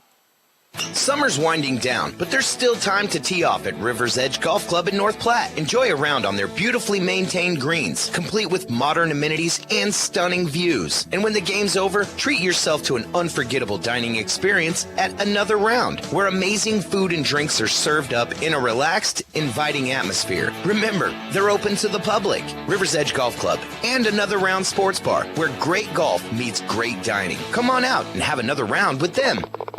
North Platte Post Sports. Welcome back here to Bauer Field. Bulldogs now trailing Lincoln East and the Spartans 14-7 on the Wicked Fast scoreboard. Have you downloaded the MyPhillips 66 app? If not, you're missing out on so much savings with Wicked Fast. Located across from the Do It Center in North Platte. Sign up for the MyPhillips 66 app and start saving today. As well as Bad Apple Repair for all your busted screens, speakers, and even those stubborn charging ports. Bad Apple Repair has you covered. Fast, friendly, and reliable service. Swing by Zeller Motors today and get your Apple back in the game. So it is a 14-7 lead now for Lincoln East and the Spartans following the 10-yard run from the side of the Bulldogs. Now picking it up and running upfield now. Here comes Raheem Papula. Papula on the far side now at the 35. Cuts back upfield and is still trying to dance around the Bulldogs kicking team, and he'll fall around the 35, 34-yard line. Raheem Papula on the kick return. Brings it all the way to the 35-yard line to start this now new drive for Lincoln East with 4:39 left to go on the Wicked Fast scoreboard. Jeff Smeltzer, man, this Bulldogs offensive line manhandling this defensive line for Lincoln East, and this Lincoln East defensive line is pretty big. Jake Frost, 320.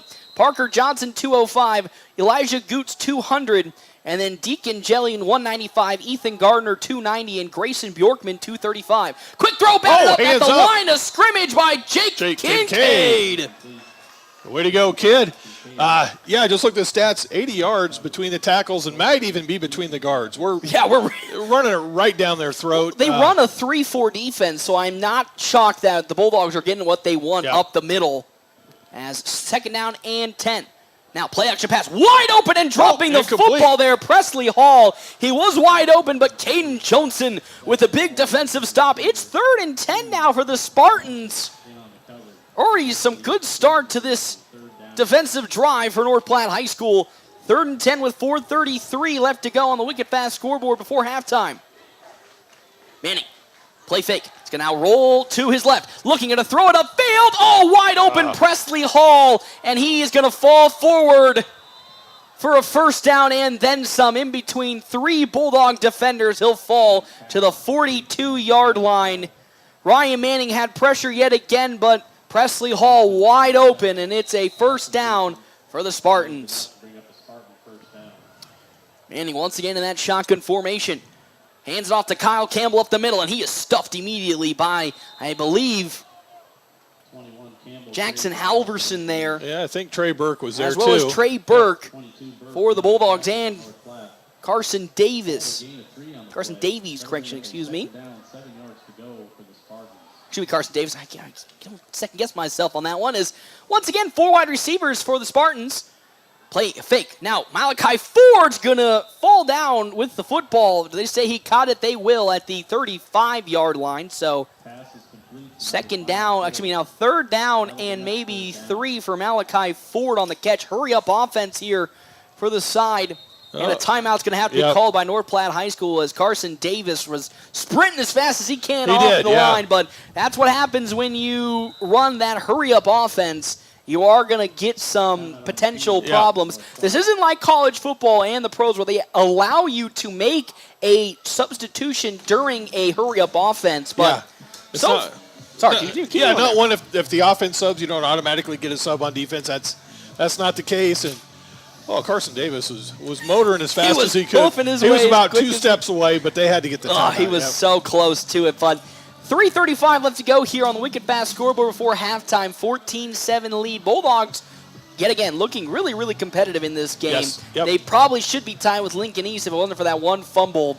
And this ball, I would say this ball game might be different, but Bulldogs get the second half kickoff, which is, I think, a good sign for this team with how much they're driving against this Lincoln East defense. They're just gashing them left, right, and center. Yeah, Manning, if he has time, he's pretty accurate. He's a pretty thrower. good quarterback. He's a good dual threat option here in his junior season for Ryan Manning. But the problem is he doesn't really have much time. I've only the one throw for that touchdown to Lingenfelter had a lot of time. So 3rd down and 3 here on the Wicked Fast scoreboard. Up the middle now, Kyle Campbell has some daylight. He breaks through 2 tackles, and he's going to run his way into the end zone.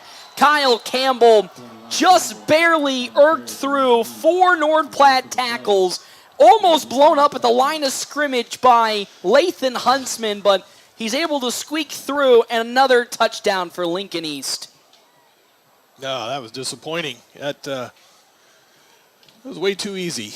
Yeah, it was a lot of way too easy, a lot of arm reach tackles there on that one, but Bulldogs now trail 20-7 with 3:26 left to go here before halftime on the Wicked Fast scoreboard as Nehe comes up for the extra point. He's been perfect today, and he will remain perfect as that goes through the uprights.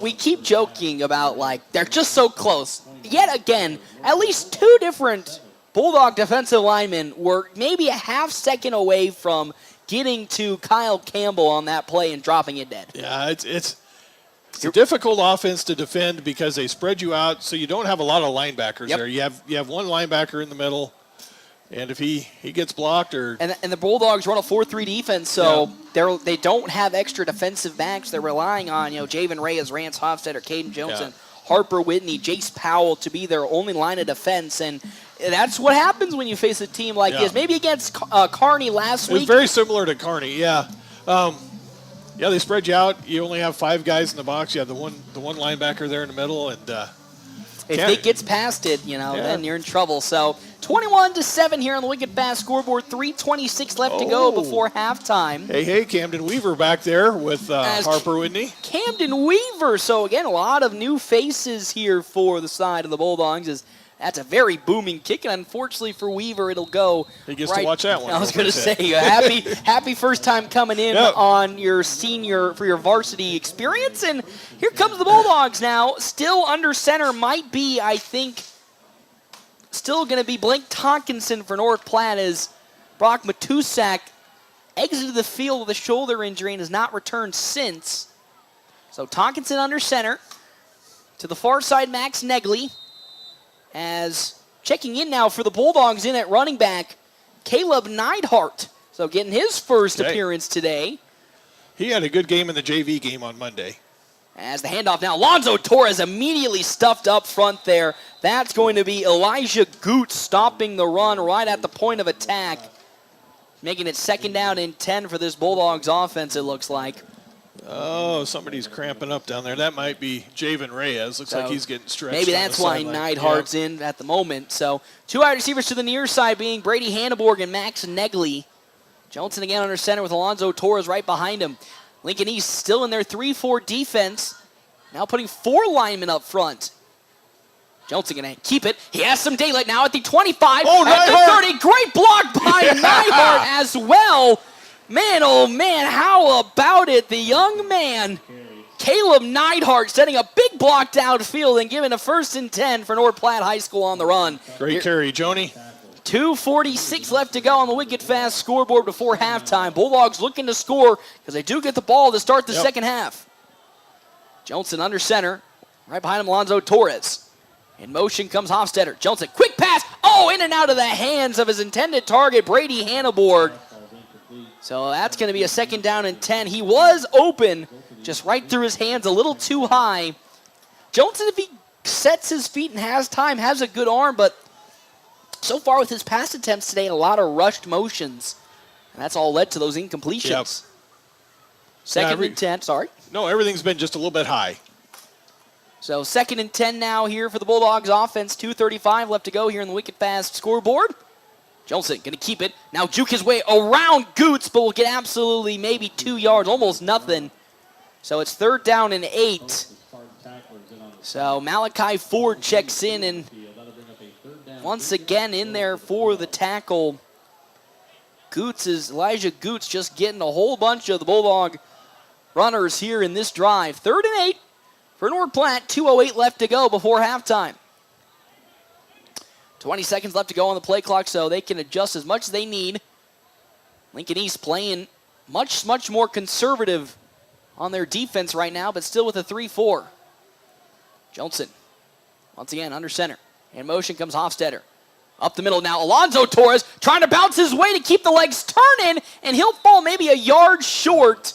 Alonzo Torres makes it a 4th and 1. You have to go for it here, don't you think, Jeff Smeltzer? With I think so. 1:36 left to go before halftime. Alonzo Torres, lots of running room up the middle. 30 seconds left to go on the play clock. 1:25 left to go before halftime. The Bulldogs really need to start hurrying things up. It has really been a problem the last couple of years in these situations. They have not been able to really hurry the offense up. 1:16 left to go now for the Bulldogs. Not built for that hurry up, but we'll That's see what true. they got in mind here. Johnson going to keep the football, going to bounce to the outside and try to find the out of bounds, and does so around the 50. Michael Ford in coverage. But at the 50-yard line, Caden Johnson goes. It's 1st and 10, a valuable pickup, and even more important, he got out of bounds. Yes. So Bulldogs now at the halfway point here on the field with 1:03 left to go here on the Wicked Fast scoreboard. 21-7, Bulldogs would love a score before going into halftime, as Javen Ray is now walking off his cramp, still on the sideline. Hofstetter in, as well as I think Luke Borges now for Neidhart. Actually, nope, still in as Neidhart. Johnson stepping back, looking to throw. Looking, now going to step up in the pocket, has some daylight. 45, and he'll fall forward following the tackle from Raheem Papula. So Johnson with the keeper. Now going to make it 2nd down and 3 for the Bulldogs here with 53 seconds left to go before halftime. So good awareness from Caden Johnson to step up in the pocket when he had nobody available.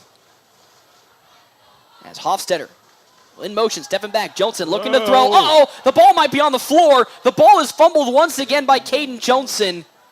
They're going to say the Bulldogs will recover it, but big sack by Johnson, and it's going to go all the way back to the 49-yard line. It's 3rd down and 9 for North Platte, and a timeout going to be called by the Bulldogs. Not the play you were looking for with 23 seconds left to go, as it is a big sack for Caden Johnson. A lot of pressure that time by the Spartans. He was looking that time to make the throw and hesitated on if he should drive it up the middle or not, and by the time he made the ultimate decision to go, he unfortunately was sacked. So 3rd and 8 with 23 seconds left to go before halftime. How about some game stats, Jeff Smeltzer, brought to you in part by State Farm agent Bobby Campbell. Caden Johnson, 13 carries for 82 yards here in the first half.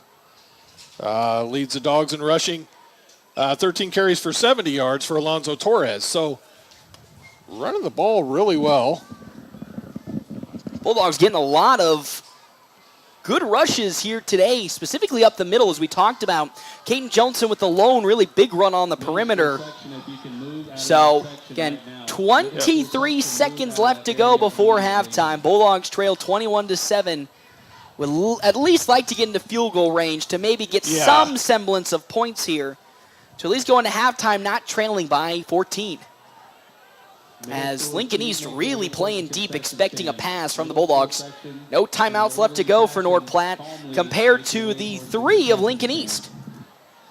Once again, 3 wide receivers now on the field for the Bulldogs. The first 3 wide receiver set I think I've seen in the past maybe 7 games for the Bulldogs. What do we have near side? Hanneborg. I believe Nagley? it's and then to the far side, that's where the question becomes. I think it's Jace Powell to the far side. So now the question is, I believe that's Rance Hofstetter in at the H-back with Lathan Huntsman in at power back for North Platte High School. Johnson under center, 23 seconds left to go, 3rd down and 9. In motion comes Hanneborg. Johnson rolling, will throw to Hanneborg. He'll catch it, and he'll fall to around the, let's say, maybe 44, 43-yard line. So 4th down for the Bulldogs with 13 seconds left to go. They're running out of time. I don't even think they'll be able to get a playoff with 10 seconds left. 7 seconds, 6 seconds, 5, 4, 3, 2, and 1. Johnson going to step back, looking to throw. Throwing, deep. Here comes Brady Hanneborg, and it's going to be picked off there by Jason Brown. So, yes, that'll go against Caden Johnson on the scoreboard, on the score sheet, but still a great drive for the Bulldogs, falling up just a tad bit short, Jeff Smeltzer, but yet again a lead for the side of Lincoln East, 21-7, and I think it's been a very good first half for the Bulldogs, but yet again just coming up empty in the points department. It is. Just notice this looking down. No penalties for the Bulldogs. That is true. No penalties for the Bulldogs. The only penalty I think this game has come on a legal man downfield. Outside of that, it's been penalty-free football. So Bulldogs have done a fantastic job this season in terms of stopping the mental mistakes, except another fumble in this. That's now 2 turnovers this half, but that interception really doesn't count as it ended the half anyway. But one turnover in this ball game, and outside of that, I think another great half of football for the Bulldogs. So we got 152 and 17 yards for Huntsman, 169 and 3 yards. Nope, 17. There we go. So 169 yards rushing in the first half. You got to be happy with great. that. That's the Bulldog offense that's what you like to see last year during the first part of the season when the Bulldogs had some really, really close games that they were unable to come up with.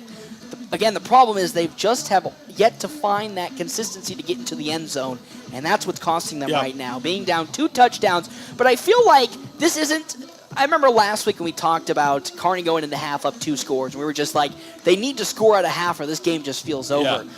I feel like coming out of the halftime, it's not the end of the world if they don't score unless Lincoln East scores out of their first halftime. But if they don't, I'm not really fearing that possibility because the Bulldogs all day have looked calm and collective and have been ripping apart this interior defensive line for the side of Lincoln East. Yeah, it'd be nice to come up with some of those near interceptions that we had early in the first quarter. That might haunt them. That might haunt them a little bit. But you just got to love this team and how aggressive they are playing on the defensive side of things. Yeah. You know, yet again, another Class A Lincoln school. Those are all. It feels like every Lincoln school, minus Lincoln Northeast, is a school that is really, really good.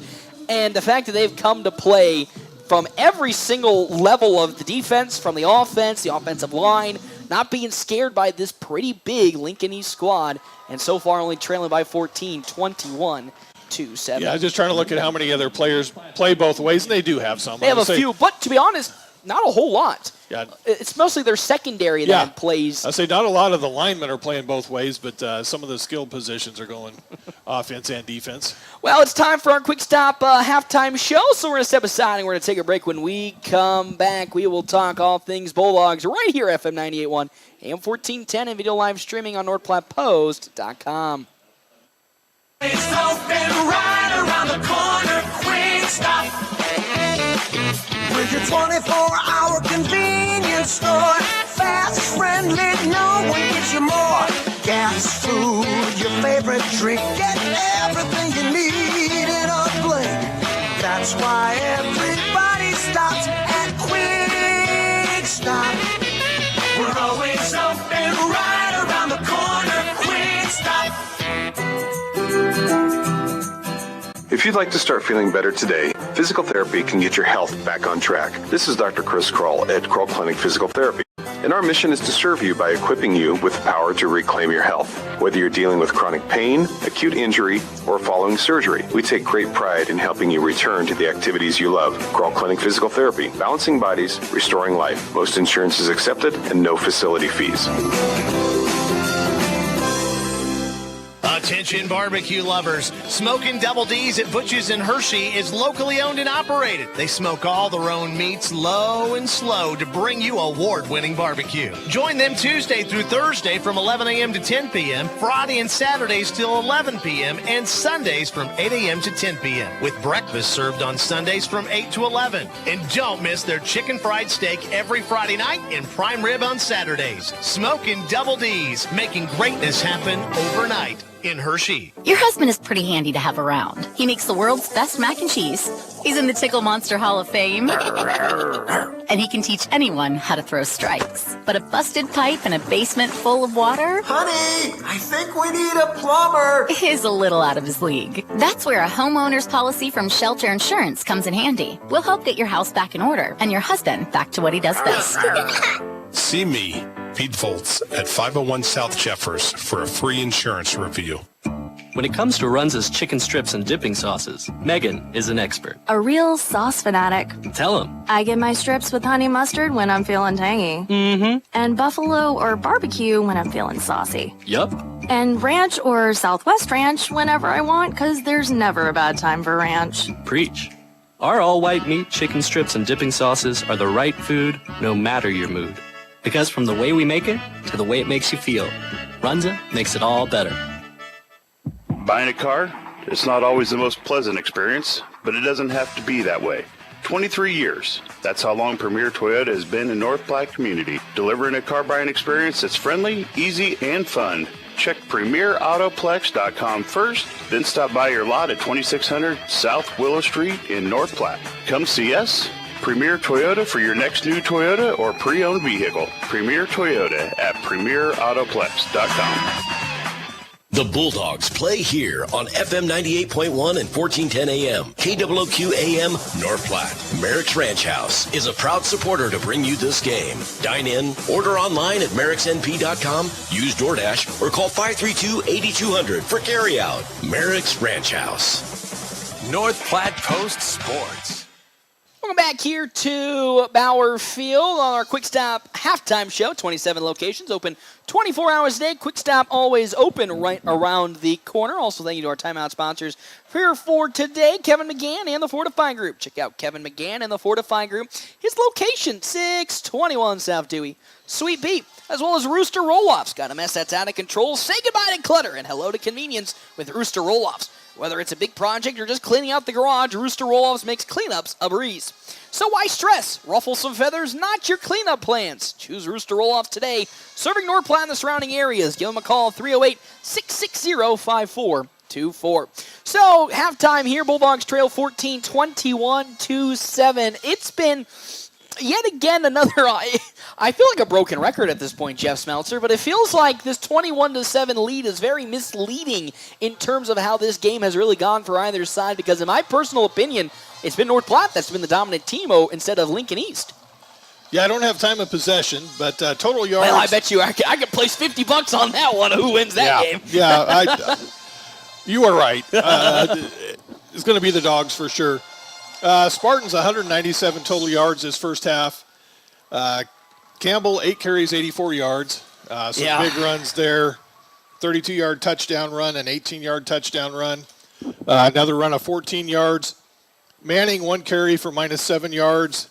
And to offset him, Lingenfelter had 1 carry for 7 yards. Passing, Manning, 8 of 14 for 113 yards. And 1 touchdown, I believe? Yeah, yes. 1 touchdown. Bulldogs, 152 yards rushing. Which is pretty good. Much better than last week, that's for sure. In the first half, led by Jonason with 82 yards and Alonzo Torres with 169 yards. I forgot the 17 yards by Lathan Huntsman.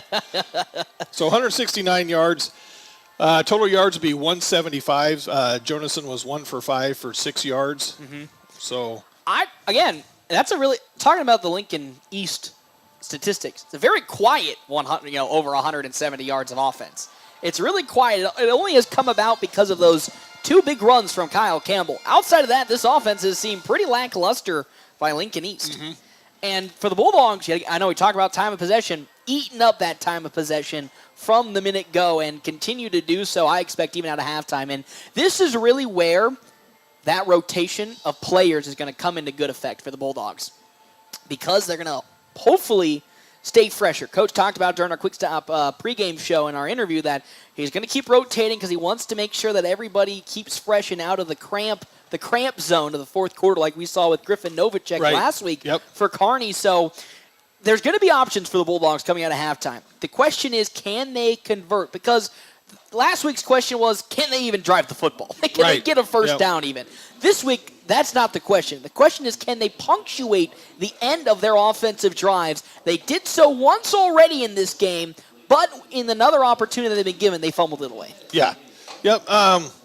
Again, like we talked about, a little shorthanded at the speed back. Yep. The 2 guys that were probably your starting speed backs are out tonight. Not a whole lot of production on the corners. Nope. Except for Caden Johnson's big run. He has one big run. That's it. You take that out, and I think it's negative yardage from your perimeter runners, which is a huge part of this offense. And that really tells you how much work Alonzo Torres and Caden Johnson are doing up the middle, because they are really negating that's really should be the focus of Lincoln East, is to stop that middle run, because nothing's coming from the outside. And they did. Torres's runs towards the end of the half were much shorter than the ones at the beginning of the half. I think they focused their attention to the middle of the field. I think that's going to open things to the outside. We saw it that one time. Yep. It did work very well when they got it to bounce to the outside. Yep. It's just, can they consistently find that extra yardage to the outside that's not 1 or 2 yards? Yep. Because a successful outside run is about 3 or 4, maybe 5. But consistently 5 would be, now you can start working down this Lincoln East defense. But the fact that Johnson as well as Torres have done a lot of their work up the middle and have punctuatedly demolished this Lincoln East interior line, I think is a good sign for this season, because we could say that this Bulldog offensive line severely underweighted compared to Lincoln East. But also, that's just the benefit of the Bulldogs going against a 3-4 defense. There's only 3 big linemen up front. It's the second level where things get a little tougher with those 4 linebackers. And I haven't looked how they're handling the big guy at nose guard, number 77. I don't know if they're doubling him or if... Yeah, that's good. I probably should look at that. But if Matusak and Tonkinson are taking care of them on their own. He's been pretty non-existent outside of maybe one play. Because if they can handle him, one-on-one with a one-on-one matchup, that leaves your guards, Penn and Dishman, able to get to the second level, get to a linebacker. They're both big, strong kids. And that's what Alonzo Torres was able to get those big runs in the first half, was because, Carter Dishman and Seth Penn were able to elevate to the second level and allow Torres to make the judgment with his shiftiness to make those moves. And I think that's maybe why in this game, Torres is going to be a much better option than somebody like maybe Albertson, because while Albertson is more of the head down, run it right up the middle, Torres has that ability to see the field and be a little more shifty and find the hole better than I think maybe Xavier Albertson was last season. Yeah, because if Torres could get, a couple yards past the line of scrimmage before contact, he can make that little shift, make that little wiggle. But I've really been impressed with him, 2 hands on the ball every time. Yes, which is huge. Yeah, specifically in this game with how much they are running him up the middle. Last year, you at least expected 1 or 2 turnovers or fumbles from Xavier Albertson. Not saying that was, we didn't like Xavier Albertson. It's just that's what it kind of was coming down to, is he was bound to fumble at some point. So far this season, the Bulldogs, outside of the first Caden Johnson fumble in this game, I think have done a better job. Last week's were more of like nerves type of fumbles. It wasn't that they got stripped out of their hands. Right. They just dropped the football. Caden Johnson's was definitely a strip sack there. So outside of that, the Bulldogs have done a much better job on turnovers. Well, we'll step aside here. Quick stop, halftime show. When we come back, we'll have more and maybe some keys to the second half provided by House Lock and Safe right here, FM 98.1, AM 1410, and video live streaming, NorthPlattePost.com.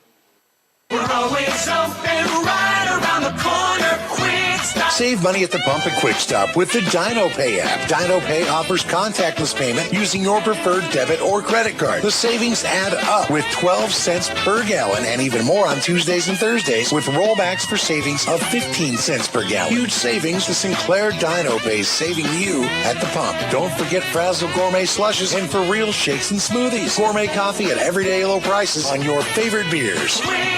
Attention, North Platte and surrounding communities. Great Plains Health Home Care Equipment is now proudly serving you from their new location at 220 West Leota Street, Suite 1, right next to Great Plains Urgent Care. Their expert team is here to meet all your home care needs. Whether you need wheelchairs, mobility scooters, lift chairs, or more, they've got the equipment to make your home safer and more comfortable. Call Great Plains Health Home Care Equipment today at 308-568-8510 and take the first step towards regaining your independence. This fall, harvest big savings at Bill Summers in North Platte. Reap the rewards. Fall into incredible deals on a great inventory of new and especially pre-owned vehicles. Whether you're hunting for a budget-friendly ride or your dream car, Bill Summers has you covered. Don't wait. Call or visit Bill Summers in North Platte today or browse their unbeatable selection online 24/7 at BillSummers.com. Your perfect car is just a click. Call or visit away.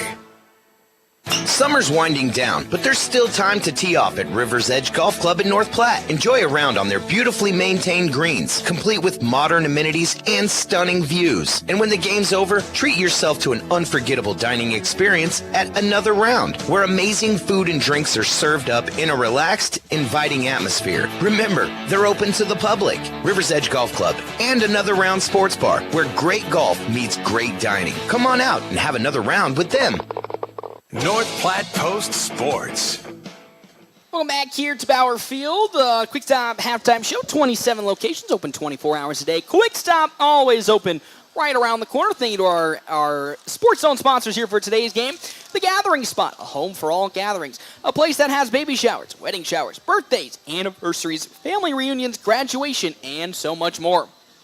They offer chairs, tables, and decorations and have a number of different packages ranging from a few hours to the entire weekend. The Gathering Spot, as well as Smokin' Double D's at Butch's, locally owned and operated in Hershey. They smoke all their meats low and slow to bring you award-winning barbecue.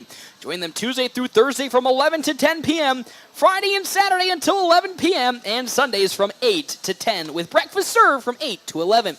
Don't miss their chicken fried steak tonight, which is every Friday night, and prime rib on Saturdays. Smokin' Double D's, making greatness happen overnight.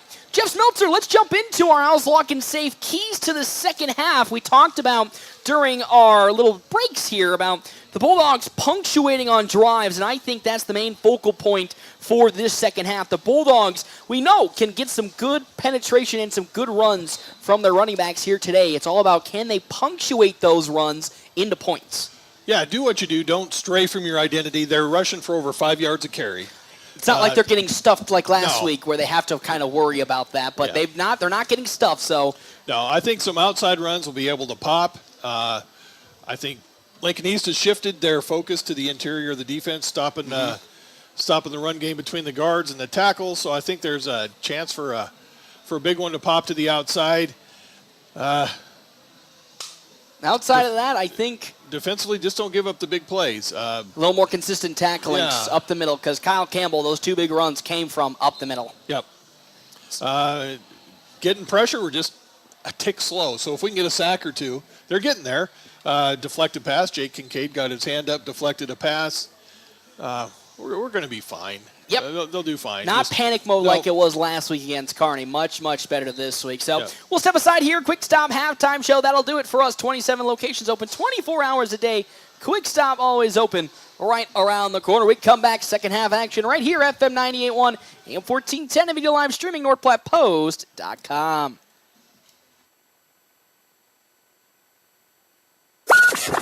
Thanks for listening to the Quick Stop Halftime Show. Second half action is next on FM 98.1. Great Plains Health Orthopedics in North Platte is ready to serve you with board-certified orthopedic surgeons and a team of medical professionals who specialize in hip, knee, and shoulder joint replacements and revisions, minor to complex hand injuries, sports medicine for both the serious athlete and the weekend warrior, new and innovative operative and non-operative procedures, and work-related injuries. Same-week appointments are available. Call Great Plains Health Orthopedics today. Your health is our mission. Great Plains Health. North Platte Post Sports. Welcome back here to Bauer Field. It's second half kickoff time here on the Wicked Fast scoreboard. 21-7 the lead for Lincoln East. Bulldogs will be receiving the second half kickoff. Again, 27 locations open 24 hours a day. Quick Stop, always open around the corner, as well as our scoreboard sponsor, Wicked Fast. Have you downloaded the MyPhillips 66 app yet? If not, you're missing out on so much savings with Wicked Fast. Located across from the Do-It Center in North Platte. So back to kick here. Colin Nehe for the side of Lincoln East will boom one high into the sky, and it's going to be picked up on the side of the Bulldogs. I believe gloving it there is going to be Trayton Burke, as Burke up the sideline at the 25-30. There's a flag way back. There might be a late hit or a blindside block on the side of the Bulldogs, but how about Trayton Burke getting the football at the 1 yard line and running all the way to, I think that's going to start the Bulldogs potentially at the 31, but a block in the back there from this special teams unit will push the Bulldogs back. How about that concentration to make that catch with the cannon going off behind you? Well, at the same time, it was a little scary. There were 3 Bulldogs right where Trayton Burke was, so there was a chance he got fumbled, but how about Burke picking it up and then running with it all the way to what would have been at least a 30-yard line start, but the Bulldogs now will be backed way up. And you hate to see that because that was way away from the play. Yeah. I mean, it's one of those hype plays. You're laying down a big block, getting the boys hyped up, but unnecessary as the Bulldogs will now start inside their own 8-yard line. First down and 10 for Caden Johnson under center. Alonzo Torres right behind him to the far side. Javen Reyes. And to the near side, looks like, I believe that's Rance Hofstetter to the near side. In motion comes Reyes. The hand up. Alonzo Torres, a lot of room upstairs, will make his way forward to around the 16-yard line. How about Alonzo Torres? A lot of space on the left side of that line thanks to Carter Dishman and Jake Kincaid, making this a second down and 4 for North Platte High School. Yeah, nice blocking over there on the left side of the line. Yeah, I'm still trying to figure out who that back is, I think that is Rance Hofstetter. Yeah, I think it's number 1. So now we're in a bunch formation to the near side with Hanneborg at tight end.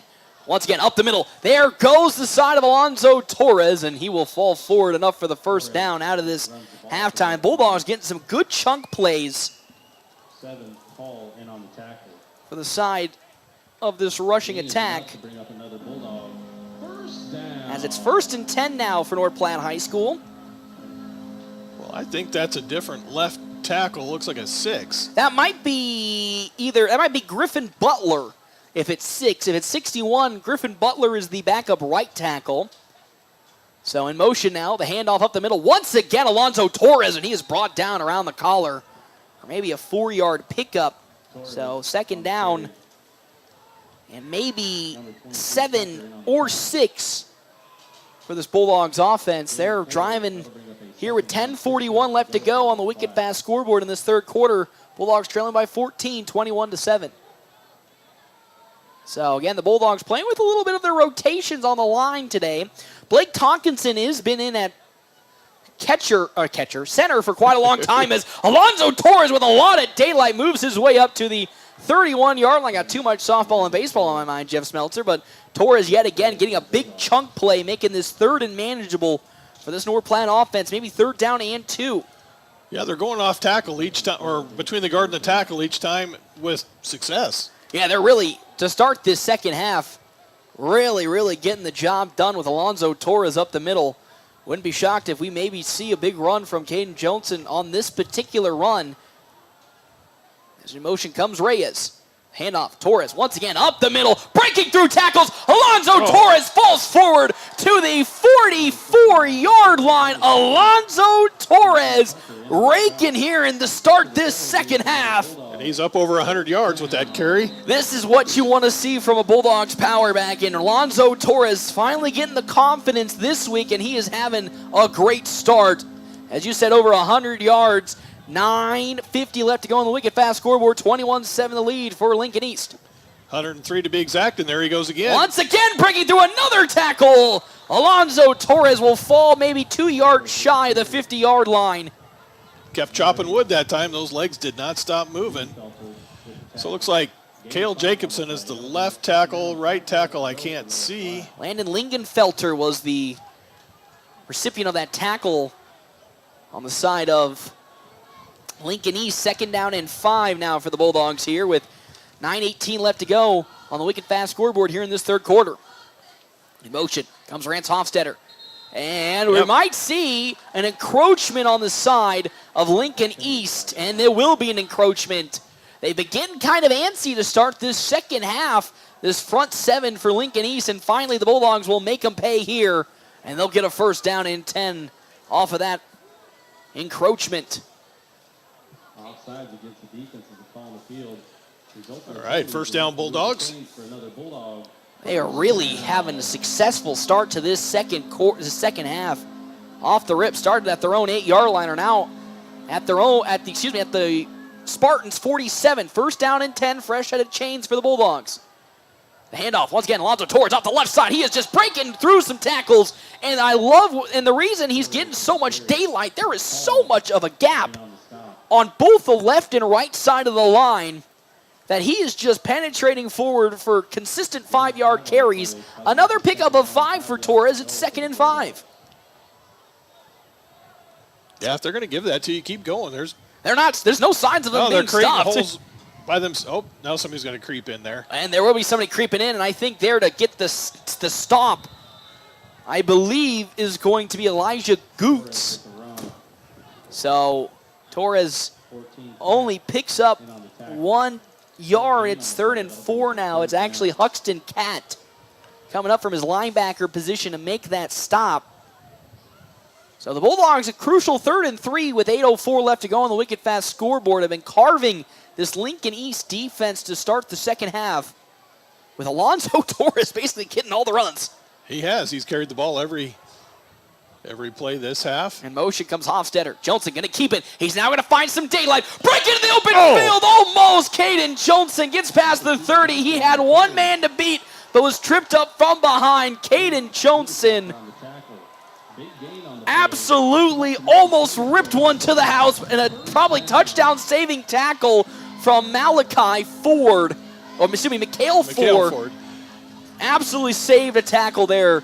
Or touchdown tackle for the side of Lincoln East. 1st and 10 now at the Spartans 39. The handoff, Torres up the middle. He goes yet again. Going to keep powering his way forward and fall for a 4-yard pickup. 2nd down and 6 for North Platte. As checking back in comes Jake Kincaid as Carter Dishman. Carter Dishman was actually playing left tackle on this drive, as I believe it's Cale Jacobson at left guard. So a lot of mixing and matching, and even with that mixing and matching, they've been killing this Lincoln East defensive line. Jelton again under center for the Bulldogs. In motion comes Rance Hofstetter. Here comes Torres, putting his head down, rolling forward, and he'll fall maybe 2 yards short of the 1st down. It's 3rd and 2. This is the Bulldog way, and it is showing, and it is reaping the benefits to start this second half. 6:43 left to go before the start of the 4th quarter on the wicket fast scoreboard. Still 21-7 the lead for the Spartans. 3rd and 2 for North Platte. Plenty of time on the plate clock. 17 seconds left. Johnson again under center. He's going to push up the middle and brought down for a big stop there. That is going to be that's actually Elijah Goots up the middle. Stops Alonzo Torres for no gain, and now it's a 4th down and maybe 4. What do you do here, Jeff Smeltzer? You're driving. Do you kick a field goal? I mean, the wind's looking pretty tough. I don't think you can kick a field goal. You keep plugging away. So 4th down and 2 for North Platte. I believe they're going to put this in the hands of Caden Johnson if I'm a believer in what's going to happen right now. So I would suspect a fake to Alonzo Torres, and Caden Johnson going to keep it himself. And a timeout It looked to be called on the side of Lincoln East. No, officials timeout. Actually, another officials timeout. Official timeout on the field. Ooh. So I think, yeah, something with the clock. Yeah. That motion looked like a clock, or at least reset something. So now we're ready to rock and roll on this 4th down and 3 for the Bulldogs. 5:42 left to go in this third quarter. Bulldogs have been driving on this series. A big, important 4th down here. Oh, for sure, must have. They're creating big gaps again. Let's see some if they more go big between gaps. the tackles. In motion comes Reyes. The pitch out to Javen Reyes. He cuts upfield. Reyes will fall at around the 18-yard line. Did he get enough for the first? He does. Yep. Javen Reyes found the gap in the defense on the perimeter, and he gets enough for the first down. And now it's 1st and 10 at the Spartans' 18-yard line for North Platte in the red zone for the second time today with 5:12 left to go here before the 4th quarter on the Wicked Fast scoreboard. Johnson under center. In motion comes Hofstetter. Johnson stepping back. Wide open, Brady Hannibal. It's a North Platte touchdown. They finally did it. A passing touchdown for the Bulldogs. It is 21-13. And how about capping off that drive with a passing touchdown? Caden Johnson to Brady Hanneborg. It's 21-13. Absolutely incredible things. They did it again. They had everybody within 5 yards of the line of scrimmage. That was just set up perfectly. Well-executed play. Nice job, Hanneborg, to take that into the end zone. Nice pass by Jonason. It's second time they've run that exact play, and this time Johnson with a beautiful throw. And just like that, it's 21-13 in favor of Lincoln East. A big drive for the Bulldogs that started at their own 8-yard line. It is now 4:58 left to go before we get to the 4th quarter. I don't know if there's a sideline warning against the Bulldogs. He motioned touchdown was good. So late call by the official, and Kurt Altig was almost at the North Platte logo near the sideline. So Luke Borges now up to kick for the Bulldogs here. It's up. And it is good for North Platte. They now trail Lincoln East by 7 points, and we come back here to Bauer Field, FM 98.1, AM 1410, video live streaming on NorthPlattePost.com. Attention barbecue lovers. Smoking Double D's at Butch's in Hershey is locally owned and operated. They smoke all their own meats low and slow to bring you award-winning barbecue. Join them Tuesday through Thursday from 11 a.m. to 10 p.m., Friday and Saturdays till 11 p.m., and Sundays from 8 a.m. to 10 p.m., with breakfast served on Sundays from 8 to 11. And don't miss their chicken fried steak every Friday night and prime rib on Saturdays. Smoking Double D's, making greatness happen overnight. In Hershey. Foot and ankle pain holding you back? Great Plains Foot and Ankle is here to help. Whether you're dealing with turf toe, sprains, fractures, Achilles tendon issues, sports injuries to your foot or ankle, or need custom orthotics, their expert team provides the personalized care you need to get back on your feet. Don't let discomfort slow you down. Take the first step towards relief today. Call 308-532-3600 or visit gpfootandankle.com. Great Plains Foot and Ankle, because every step matters. North Platte Post Sports. Well, back here to Bauer Field, there was a late penalty that will be assessed now on this kickoff. The Bulldogs will kick from the 25-yard line, I assume an unnecessary. I think it was a sideline warning. I think Bulldogs got too carried away and ran onto the field. Here comes Lingenfelter, going to pick it up at around the 25. To the far side he goes, Here comes Landon Lingenfelter. Lingenfelter going to break through a tackle. Great job by Luke Borges. Is there a flag, though, Jeff Smeltzer? No, but we had somebody on the right side over there just like Velcroed up against a Lincoln East blocker. So now a great starting field position for the Spartans here for their first offensive series out of halftime, as they'll start at the Bulldog, it looks like 30-yard line, so a big pickup for Lincoln East to start their first drive. With 4:50 left to go here before the 4th quarter. on the wicked fast scoreboard. 21-14 lead for the Bulldogs. Ryan Manning again in the shotgun. Gonna play action pass, gonna throw it wide open there. Presley Hall, and Presley Hall just runs into the end zone. It only took one play, and just like that, Lincoln East responds out of halftime. It's 27-14. Yet again, that slant, that play action slant play, finding the Bulldogs in the rear end. Very similar to what the Bulldogs did for their scoring touchdown, little play action pass, little slant across the middle.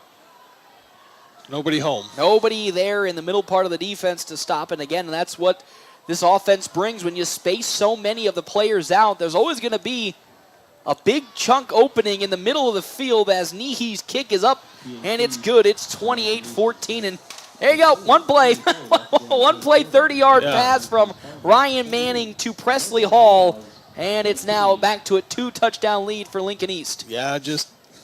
And it's tough because how do you stop that? Because they space them out so much that there's always going to feel like a section of that middle part of the defense that's going to be open. And with Campbell gashing you, you can't move. They bid on the play action.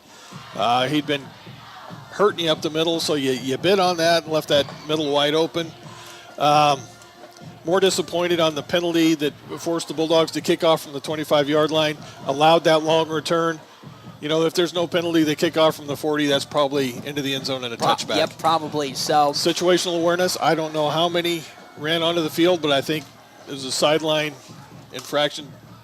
Anyway, that's the first, though, misconduct in terms of, like, a mistake on the Bulldogs that's not a hold, or it's one of those small mental mistakes. Yeah. That's the first mental mistake I've seen this season for North Platte High School, and I think that's a good measure, but still something you don't want to see. Right. So it's now 28-14 here on the wicked fast scoreboard as Nehe's kick, very high, booming one, going to go back and back and back and into the end zone as Javen Reyes will watch that sky out the back. And here comes the Bulldogs offense, so they didn't get much done on the defensive side of things, so they'll be back once again. And let's see what they can do in their second drive. Scored a touchdown in the opening possession at a halftime. Didn't get a chance to talk about it. Spartans scored so quick. The Bulldog drive for the touchdown, 14 plays, 90 yards, 7:02 is what they took off the clock. Good heaven. And there's Bulldog football. That's Bulldog football. Yeah. And that's exactly what they were hoping to do against Kearney if it wasn't for those 2 fumbles at the 25. But now in a little bit of a hole once again, trailing by 14, 28-14, 4:44 left to go here on the wicked fast scoreboard. As now, here comes a run up the middle from the side of one Alonzo Torres. He might get maybe 2 yards on that carry. So 2-yard pickup for the side of Torres, making it 2nd and 8. It's going to be his 25th carry as he's filling up my stat sheet. Boy, once howdy, again. man. Alonzo Torres having himself a night so far. So 2nd and 8 at the 22-yard line of the Bulldogs. 4:15 left to go on the wicked fast scoreboard. Let's see how they respond, though, this Lincoln East defense, because they just got mauled and gashed last drive by this Bulldogs offense. Torres, once again, will push through one of his blockers. I believe that's Carter Dishman, and there's a flag going to be called. Maybe a face mask, I think Dishman might be dinged for a face mask. Down by a host of Spartan tacklers. There is a penalty flag down on the play. So I believe it's going to go against Carter Dishman. It's just whether it's a hold or a face mask. Face mask against. Yep, I thought it was against the Spartans. Interesting. So there is now, again, with the rules have changed, the defense can get called for face mask penalties. So it was interesting as, yes, Carter Dishman kind of got jerked down. I believe there getting the jerk down was Parker Johnson jerking down Carter Dishman's face mask. So now it's 1st down and 10 for the Bulldogs at their own 40-yard line now. So in a much better position, North Platte is. As once again, Johnson under center. Alonzo Torres right behind him. In motion was Rance Hofstetter. Johnson going to keep it and now look to run. He's got some daylight at the 45, 50, 40, 35, 31 man to beat, 15, 10, 5. Kaden Johnson with a 60-yard touchdown run.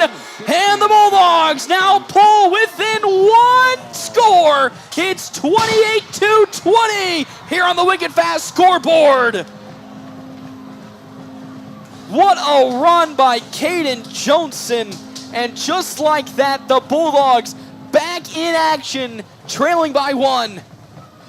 Nice blocking on the right side, downfield blocking. I don't know if that was Hanneborg or Nagley or who the receiver was on that side, but great job. And again, this Lincoln East defense biting on the Alonzo Torres run. Not only did Johnson have enough space, he could have pitched it to Javen Reyes as well as that kick is up.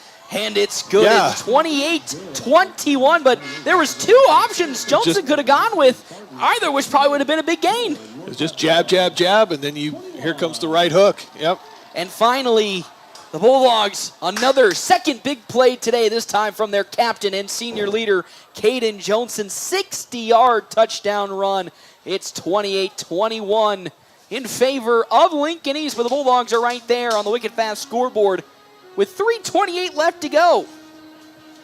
Thank you to our Sports Zone sponsors for today's game, Premier Toyota. Stop by today and see why Premier Toyota is the #1 choice for car buyers. Let's go places. As well as Another Round Bar and Grill.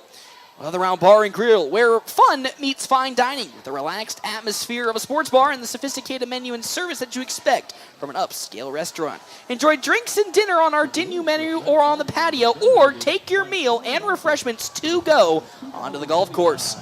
As here comes the kickoff from Luke Borges now at the 40-yard line this time. Yep. 28-21 the lead for Lincoln East with 3:28 left to go. Jeff Smeltzer, this game is far from over. Oh, for sure. Just trying to gauge the wind here. Is it from the east to west, or is it... It's looking like it's from the east. Yeah. Blowing a little bit inward, so Luke Borges might have to put all of it into it, and he will get all of it into it. And getting it back, I believe that's Michael Ford. He drops the football there. That's actually Papula. Papula trying to run to the near side now. Going to break through another tackle. Trying to run back the other way, and he gets stopped at the 9-yard line.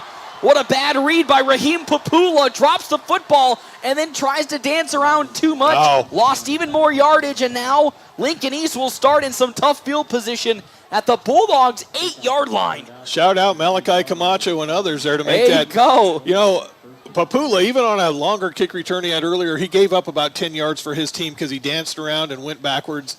Did it again. Yep. And this time cost him dearly. They now start at the 8-yard line. Ryan Manning again in the shotgun with Kyle Campbell to his left. 4 wide receivers on the field.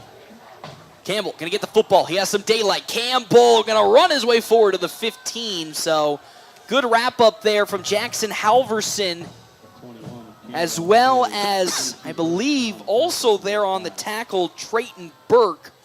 So 2nd down and 3 now for Lincoln East. Going with a pretty quick hurry-up offense. Ryan Manning once again to Campbell. Campbell up the middle will steam his way forward. There's Burke once again. Uh-oh, he slipped through a tackle. Uh-oh, Kyle Campbell's in the open field. Campbell going to break through yet again another tackle. Kyle Campbell is just running through this Bulldogs defense, and he falls down to around the 36-yard line. Trayton Burke had him all wrapped up to begin with, but Kyle Campbell, ever the elusive back, somehow squirmed out of that, and another. 55-yard run for Campbell. He's up to 145 yards on the day. Oh, my heavens, and a lot of those just coming off of big runs. 1st and 10 of the Bulldog 37 now. 4 wide receivers on the field. Manning, once again, going to hand it off to Campbell. He'll bounce to the left side with some more daylight, and he'll fall forward for maybe an 8-yard pickup. 2nd down and 2 now. And, you know, I think the winning formula here for Lincoln East so far has been just give it to Kyle Campbell, as he's been gashing this defense, and another hurry-up offense opportunity for Lincoln East. Manning in the shotgun. Gets the snap. He'll hand it off. Campbell wide open along the left side there. Kyle Campbell going to waltz his way forward. I think that was 14. Actually, so that'll be Huxton Cat. Huxton Cat will get the carry, so Cat gets another 1st down for Lincoln East. Carving this Bulldogs defense now, as they're going to the hurry-up once again. Ryan Manning in the shotgun. Going to hand it off to Cat. Cat will be stopped, though, maybe after a 1-yard pickup. So Huxton Cat maybe gets 1 or 2. He got just 1, so it's a 2nd down and 9 for the Bulldogs at their own 16-yard line on the defensive side. How about a turnover here? I'd love to see that, but I don't think Lincoln East is going to throw the football. Manning. I say that. There goes the throw to the far side. I believe that's Michael Ford, and Ford will fall forward for a 13-yard pickup as Michael Ford gets the first down and another red zone opportunity, another goal opportunity for Lincoln East. It's 1st and goal at the Bulldogs' 6-yard line. Yet again, hurry-up offense here for Lincoln East. Ryan Manning in the shotgun. Right behind him, Cat. Ryan Manning surveys the field. Now gets the snap. He'll hand it off to Cat. Cat tries to break his way forward. He might get 1 or 2 yards. He'll get 1, so it's 2nd and goal on the 1-yard pickup from Huxton Cat. And now here comes some substitutions. Gabe Moreno running off as quick as he can. Jackson Halverson needs to run as quick as he can. Uh-oh, Jackson Halverson's in some trouble. And now the Bulldogs need to call a timeout as Halverson's confused. It looked like Halverson thought he was being motioned off, even though he needed to stay on defense. But I think this is a well-needed timeout for this Bulldogs defense because this hurry-up offense, specifically on this drive, is hurting them with 51 seconds left to go here on the Wicked Fast scoreboard. Regroup, get your wits about you. Yeah, you hate to use a timeout this early in the second half, but, yeah, like you said, much needed. They were dry. Lincoln East just absolutely plowing through this Bulldogs defense, and that's what the hurry-up does. The Bulldogs, a team that likes to rotate in a lot of their linemen and their linebackers, and when you run the hurry-up, you have that inability to do so. We got somebody cramping on the Lincoln East sideline. That might be Campbell. That might be why he's out. Oh, that's a good point. Somebody's getting stretched out over there. As checking now in at running back is Colton Tucker. Oh, no, that's 21. So Campbell's back in. Campbell's back. I don't know who's getting stretched out. Might be Huxton Cat, because Cat is out at the moment, so it could be Huxton Cat. But here we go. 4 wide receivers. Michael Ford to the far side. To the near side, J.C. and Brown, as well as Landon Lingenfelter. Ryan Manning in the shotgun with Kyle Campbell right behind him to his right. 2nd and goal. Manning gets the snap. Hands it off. Campbell up the middle. He is stopped. And right there, I believe, Lathan Huntsman yet again explodes through the defensive line, through the offensive line, and gets the stop as checking now in for the side of North Platte's defense. Going to be Rylan Perry. So 3rd and goal with 32 seconds left to go here on the Wicked Fast scoreboard. Ryan Manning in the shotgun, looking to throw. He'll take it himself. He is stopped by the Bulldog defense. Great job by the interior. The little bit of chippiness towards the backside, but Ryan Manning gets nothing. And here comes the field goal unit for the first time today for Lincoln East. So I think after getting carved up like they did to start this drive for Lincoln East, for them to only surrender 3 points, that's a success. As that'll take us to the start of the 4th quarter. Bulldogs only trail by 7. We come back here to Bauer Field, FM 98.1, AM 1410, and video live streaming, NorthPlattePost.com. Get ready for the ultimate fun day out. Start at Pregame's Tap Room with a brand new menu you won't want to miss. Catch all of the action on game day with your favorite teams on our big screens. Pair the excitement with amazing drinks, and you've got the ultimate game day experience at Pregame's Tap Room. And when you're ready for more fun, head over to Wild Bill's Fun Center. Dive into our action-packed arcade, knock down pins in our bowling alley, and gear up for an epic laser tag battle. There's something for everyone at Wild Bill's, where the fun never stops. Where do you go for wings? Dave's Place. Where do you go for pizza? Dave's Place. What about cold drinks, a family atmosphere, and nightly specials? Dave's Place. Sounds like a sweep for Dave's Place. Pizza made from fresh dough, drink deals, and yes, the best pizza and wings. It's Dave's Place. Dave's Place on East 4th Street or at davesplacenp.com. Order it, carry out, DoorDash. Dave's Place. Whoop, whoop. North Platte Post Sports. Welcome back here to Bauer Field. A field goal attempt for Lincoln East. And for the side of Colin Nehe. He's off center here on this kick attempt to the left side. Wind heavily pushing in against him. As now the Bulldogs take a timeout. No, I think Lincoln East. Oh, Lincoln East takes a timeout. So interesting call there. I don't want to say it, but they might be going for it here if they're going to call it timeout. So there's an opportunity. So with this timeout, the only reason I would assume this timeout is happening is because Lincoln East is considering going for it on 4th down. I don't really understand why they'd come out of a timeout and go right back into another timeout. Yep, I believe that's Ryan Manning. Yep, Ryan Manning is back out on the field, so they're going to go for it here on 4th and 3. A very bold call for Lincoln East, and it makes sense that they would call that timeout to do this. That's the only reason why you'd call back-to-back timeout. So big 4th and 3 for Lincoln East. In is, of course, Kyle Campbell. I might suspect a play-action pass for Ryan Manning here because the Bulldogs are in a very, very heavy front. So is the same for the side of Lincoln East. Some confusion on their side of things. Manning in the shotgun. Campbell to his right. Here comes the pitch out to Kyle Campbell. Campbell will be smothered at the goal line. And that is a turnover on downs. There with the big hit right up the middle. Trayton Burke lays out Kyle Campbell. I don't know who held him up for Burke, but wow. Trayton Burke with a huge hit right off the right side of the line. And guess what, Jeff Smeltzer? That is a turnover on downs for Lincoln East. I think, in my humble opinion, they should have just kicked the field goal and escaped with the points. 10-point lead. That 2 scores. 2 scores here in the 4th quarter. And you know the Dogs aren't quick to score. No. So. But the thing is, the Bulldogs now start at their 1-yard line. Oh, my heavens. The 1-yard line for the Bulldogs here. Now, up the middle comes one. Alonzo Torres. He might get 1 or 2. So Alonzo Torres picking up 2. Ryan Manning there on the tackle. It's 2nd and 8 now. This is a big drive for North Platte High School if they can get some points. So it's 28-21 with 11:35 here on the Wicked Fast scoreboard in the 4th quarter.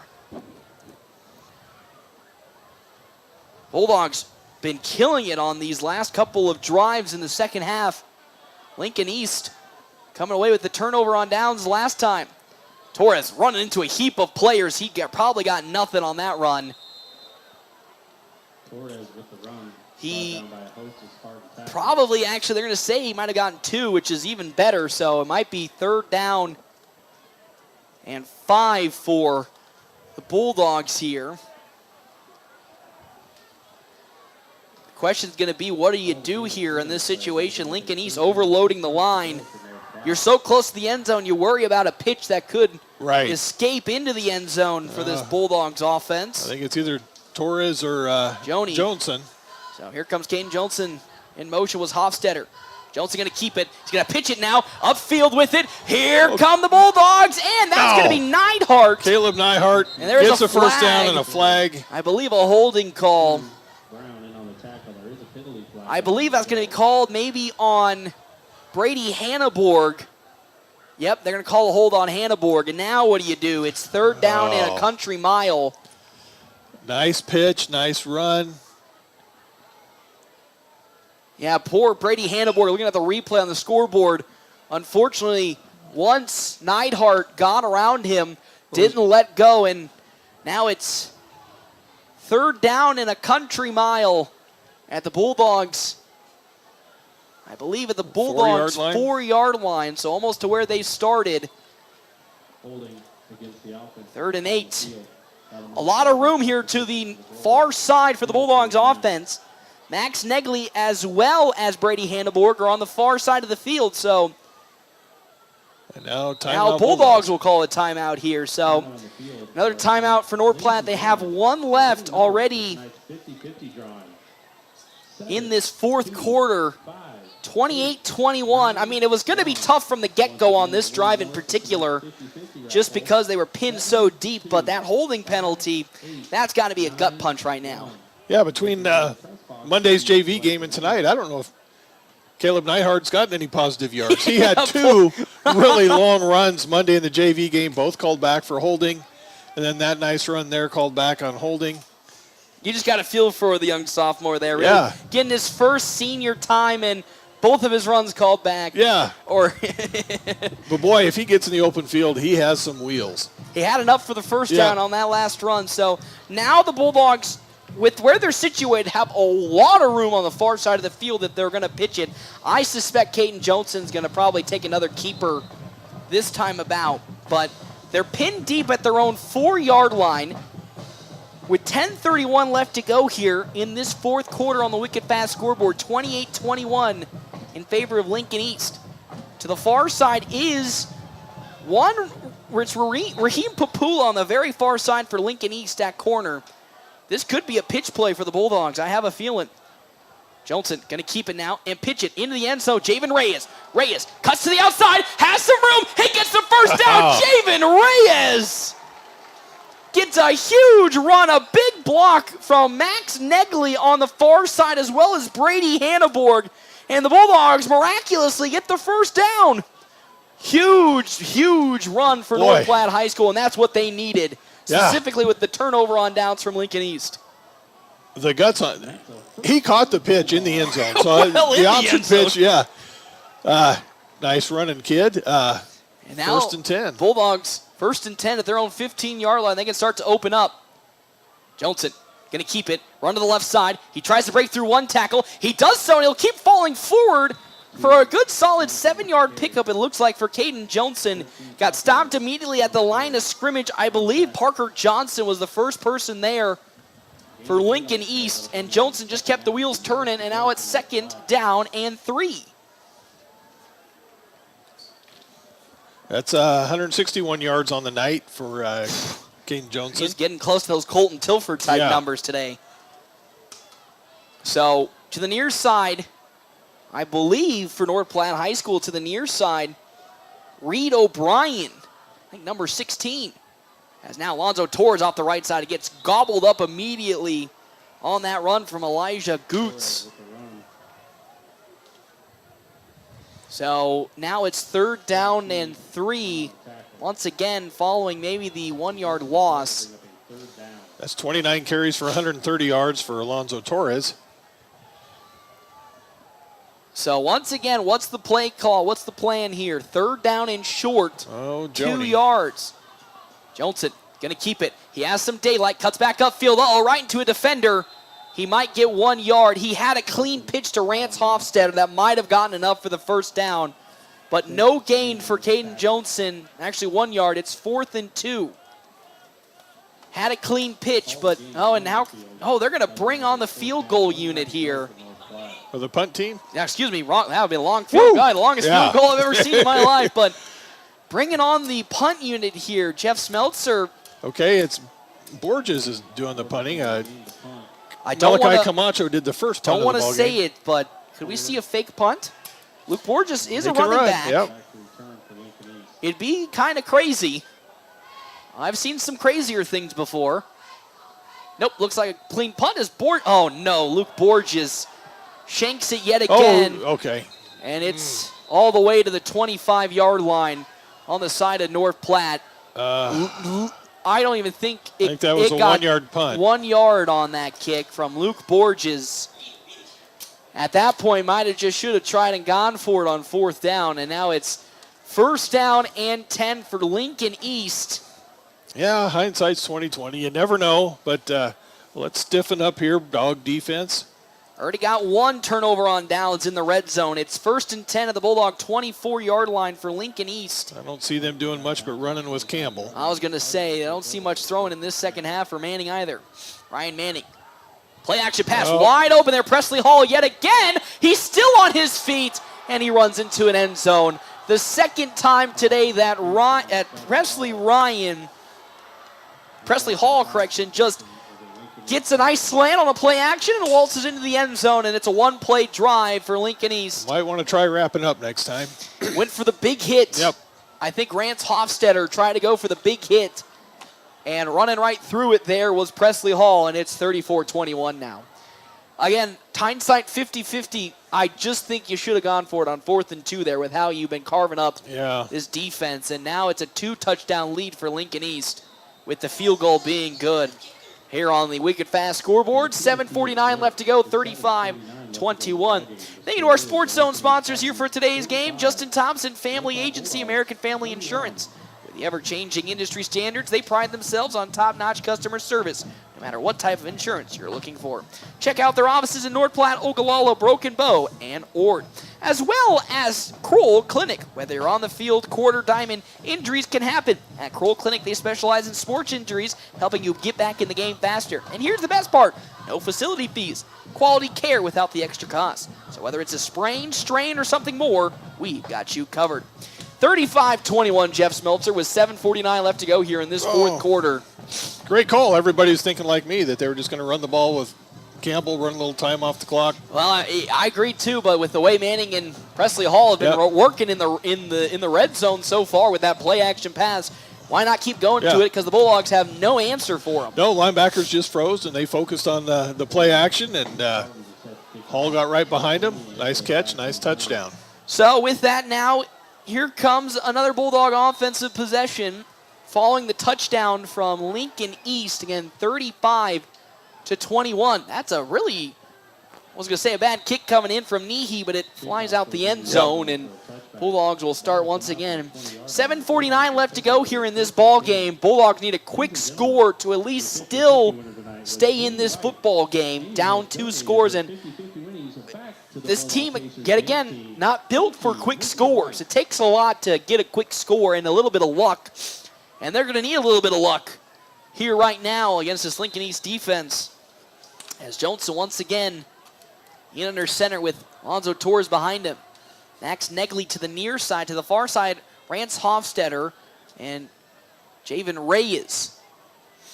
In motion comes Hofstetter. Johnson stepping back, looking to throw. Wide open man, it's Max Negley. He falls and nice catches it at the 50-yard line. Max Negley with the 30-yard pickup on the catch. It's 1st and 10. I mean, he was wide open, Jeff Smeltzer. Not an easy catch. He had to kind of dive for it, but he was wide open. So a big first down, and that's probably the biggest throw I've ever seen for North Platte High School. In stride, that would have been a touchdown. Oh, yeah, so it's 1st and 10 now for the Bulldogs. Lincoln East putting deep safeties in.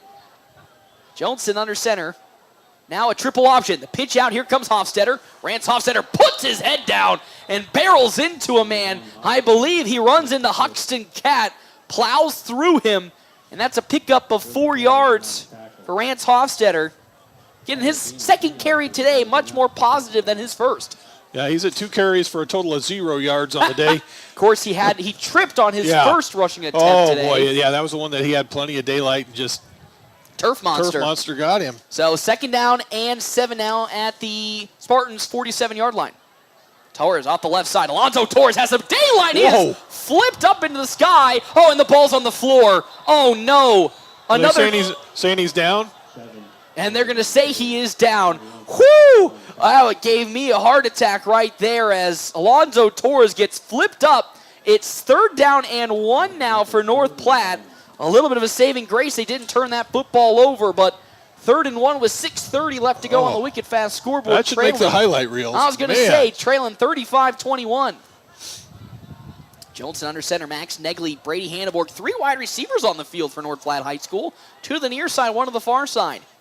Johnson hands it off to Torres up the middle. He jukes and jives and keeps his feet turning, and he gets to around the 33-yard line, so a big pickup for Alonzo Torres. You know, I love the Bulldog offense in terms of, running the football, but maybe they should invest more in these 3 wide receiver sets to do exactly what Lincoln East is doing. Yeah, spreading them out a little bit. Oh, now here comes a hurry-up offense for North Platte High School, the first I've seen in quite a long time. Johnson again under center. In motion, Hanneborg. He'll step back, rolling to his right. Caden Johnson looking, throwing to the end zone. Max Negley is wide open. A touchdown, North Platte. Max Negley wide open. And you know what, Jeff Smeltzer? We talked about how this offense is not designed to make quick, big plays. Air Bulldogs. They just drove it down the field thanks to 2 big throws from Caden Johnson.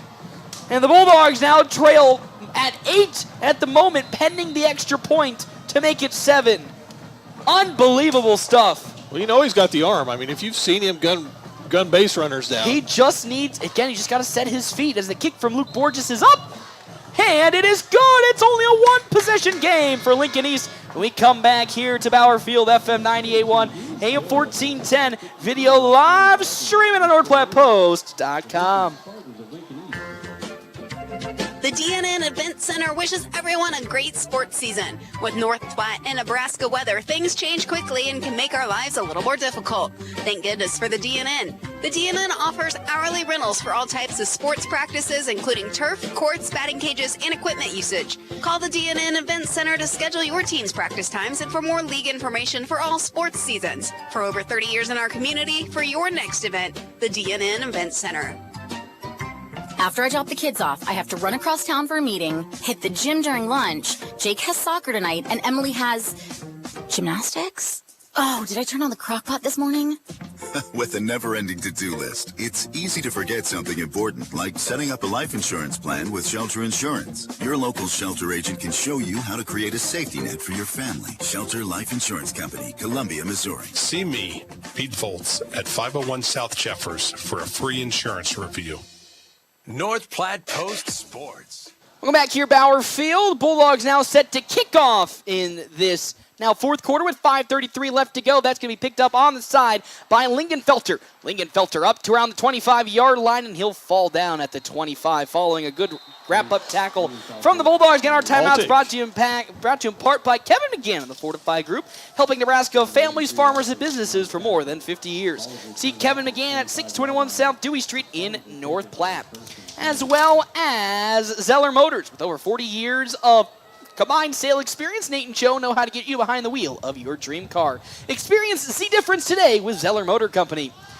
So with 5:41 left to go here in the ball game on the Wicked Fast scoreboard, 35-28 is the lead for Lincoln East. Ryan Manning in the shotgun. Hands it off to Campbell. Campbell going to bounce it now to the near side. He breaks through one tackle, and it looks like there could be a flag hold. in the backfield. He broke through another set of tacklers. Kincaid and Harper Whitney out there to make the tackle. Broke through Rance Hofstadter's tackle, but a big hold will set Lincoln East back, and I think this is what the Bulldogs needed, because Lincoln East, these last two drives, not only have gotten great field position, but have also just driven down the field.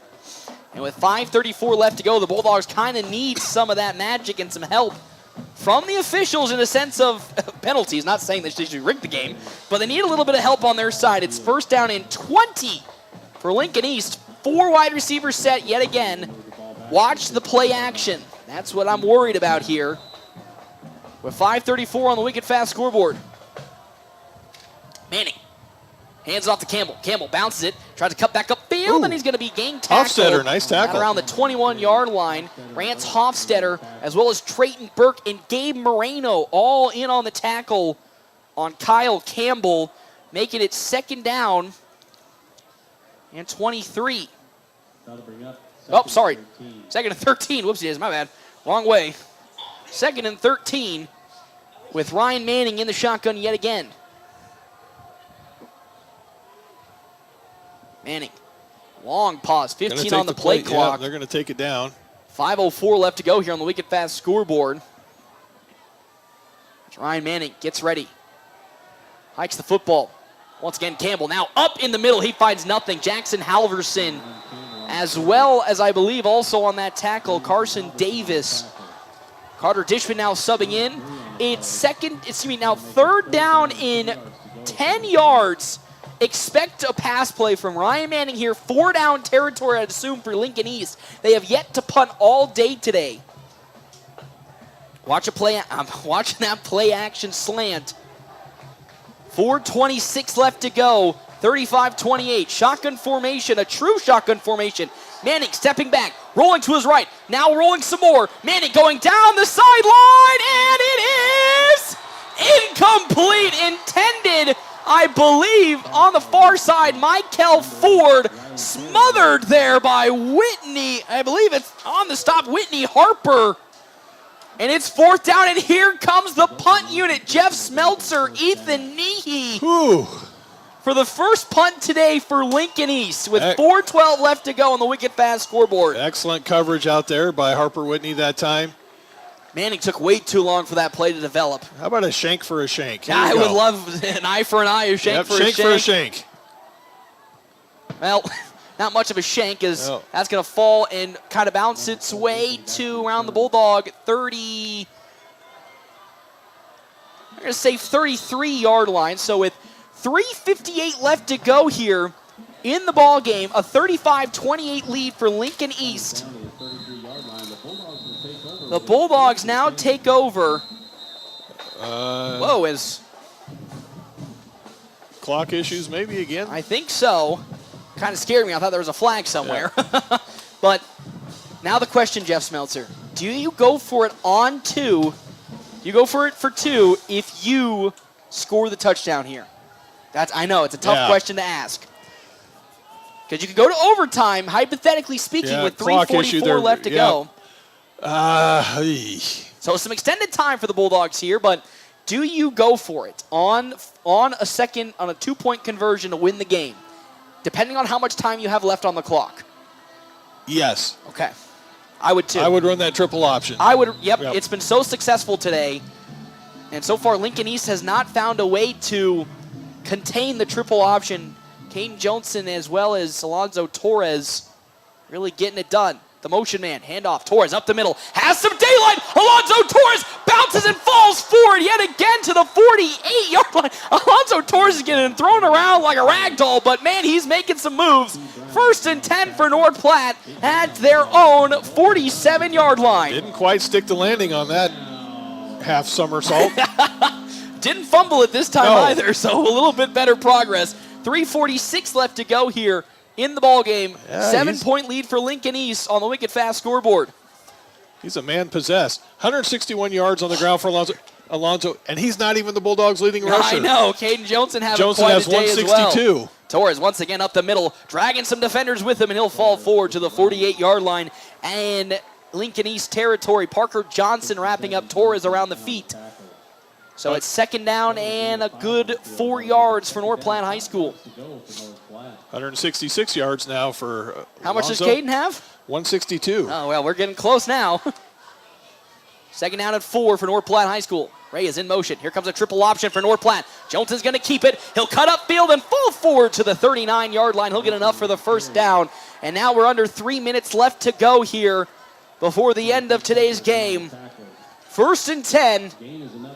Not to be outdone, Jonathan picks up 10 to take the rushing lead. Battle at this point. He's at 172. Screw it, have a battle. Everybody just keep bouncing back and forth with it. But 2:52 left to go in the ball game. On the Wicked Fast scoreboard, Bulldogs trail by 7, 35-28. Do you think about passing, maybe? They've been successful on the last drive as the pitch out to Javen Reyes. He has some room. Reyes now going to bounce it to the outside. He'll get to the 45, and then that'll be about it. Maybe if he bounced a little bit earlier, he might have been able to clips the edge and get more, but he'll pick up a solid maybe 4 yards, so it'll be 2nd down and 6 for North Platte High School here with 2:20 left to go. Now slowly but steadily creeping further and further into Spartan territory. Johnson under center once again. 2 wide receivers to the near side. Johnson, triple option, he's going to keep it. He'll pitch it out here. Rance Hofstetter cuts upfield. He'll fall to closely the 30-yard line.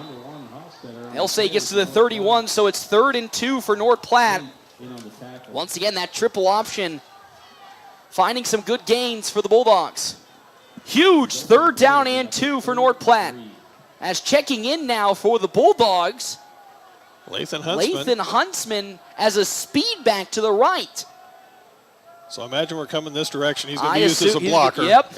Here comes Hofstetter. The handoff. Oh, the ball's on the floor. Oh, no, and it's turned over by North Platte High School.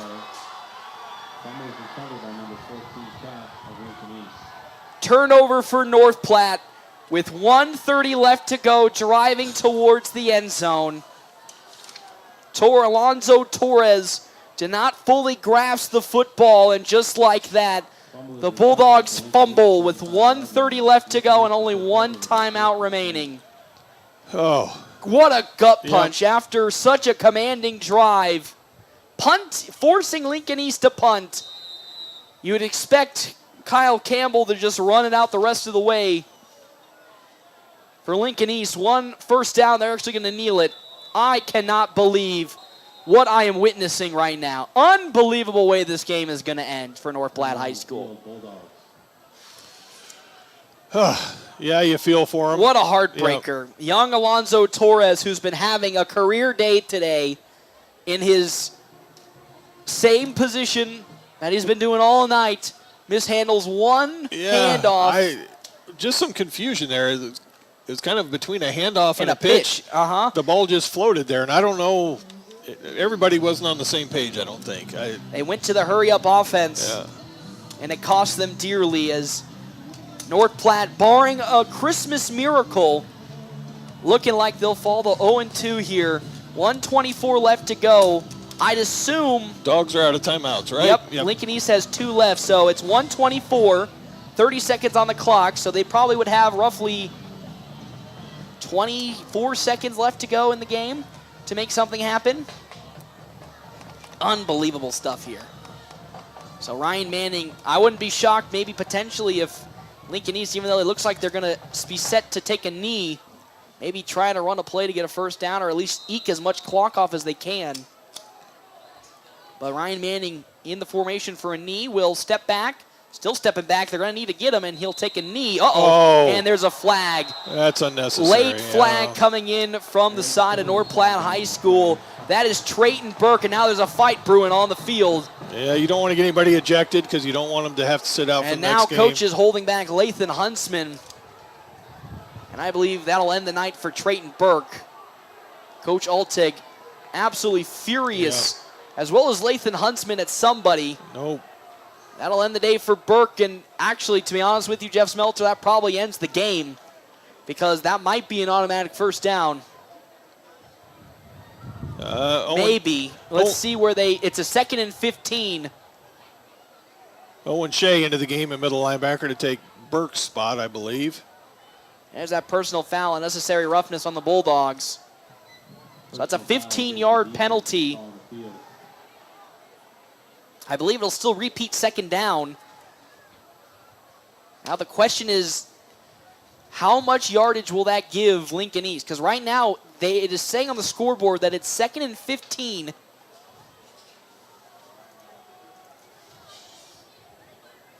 think they're going to be short from where he's starting to mark it off. Now, I really do believe Lincoln East might just run the football, get the first down, and call the game. He'll be short probably about 3. He'll be short. It's 2nd down and about 4. Unbelievable.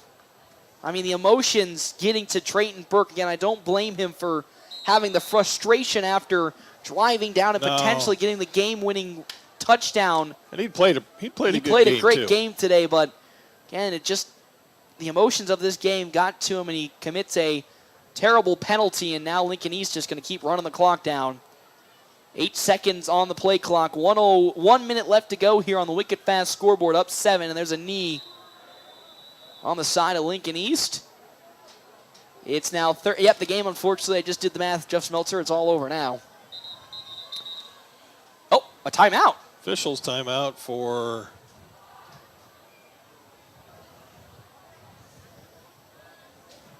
Third down. So it's 3rd down and about 8 now for Lincoln East with 42 seconds left to go on the game. Now the question is, this is an official's timeout. Would the clock resume? Yeah. That's what I thought. It'll run again when I just wanted to make sure because I can see Lincoln East coaches out on the field. They might be asking the same question because if that timeout fully counts as a timeout, Bulldogs have about 12 seconds left to go. He should wind it here well. So now officials having to talk with North Platte's coaches. So not sure why they had to stop. I was going to say, it didn't look like it was a clock issue. So 42 seconds left to go in the ball game. On the Wicked Fast scoreboard, a 7-point lead for Lincoln East. Now they're resetting the clock. Play clock at 40 seconds. And now the clock is ticking down, and that's probably going to do it here. What a horrible way, not in a bad sense, but just what a gut-wrenching way this game's going to come to an end. As they'll take another knee, and that's going to do it here. Lincoln East just barely escapes with the victory here today. as North Platte High School on the precipice of making a drive down to score potentially the game-winning touchdown. With that opportunity, fumble it all away, just like they did last week in many situations. Looking good, moving the football. The way that last offensive play, it was just not everybody's on the same page. Alonzo Torres was expecting a handoff. Johnson kind of pitched it out to him. Yeah. And it looked like, Javen Reyes was expecting maybe another pitch out at the same time, and maybe that was intended for Reyes. It's just so many questions about how that final possession went. Right. Yep. For North Platte High School. Then you hate to see anybody lose their cool there at the end, and that was unfortunate. Yeah, I don't think even with that penalty, they replayed second down is I think the problem. Yeah, it was essentially over. You hate to see it. I remember being 16, 17 years old, and you get fired up and emotional, but you just hate to see that happen. You just hate to see that. And again, with a lot of question marks coming into the game with Eli Broman as well as Brecken Torres all not making or not participating in today's game. And we talk about that on offense, but, they play key roles on defense as well. They do as well. They do as well. Torres, let's take a look here. For the starting defense, Alonzo, let's see here. They don't really, Brecken Torres is a backup strong safety. And then you've always seen Eli Broman. Eli Broman starting sub-linebacker. Yeah. So, just a tough way to lose. And I know Coach is probably going to be just as furious yet again because they let another victory slip through their gloves. And this one should have been, again, hindsight 50-50. Yep. This one should have been winnable with how much the Bulldogs were just manhandling this Lincoln East front seven all night. You had your chances, and when we go to a break, I'll figure up the stats, but heartbreaking is the words I would use. I think probably close to 350 yards on the ground. We'll look at that when we you had 166 from Alonzo Torres on I got to figure that out. But still, over 30 carries. You had two people over 160 yards rushing against the defensive line that was markedly bigger than yours. And the score of this game came down to those two fumbles that have happened today. The one that happened in the first half when Caden Johnson on their second drive was driving for the Bulldogs, fumbling it at around the 25-yard line yet again, as it was last week, and then here today as the Bulldogs were driving inside Lincoln East territory, fumbling it on what looked like some confusion off the snap, and the Bulldogs fall in this game 35-28.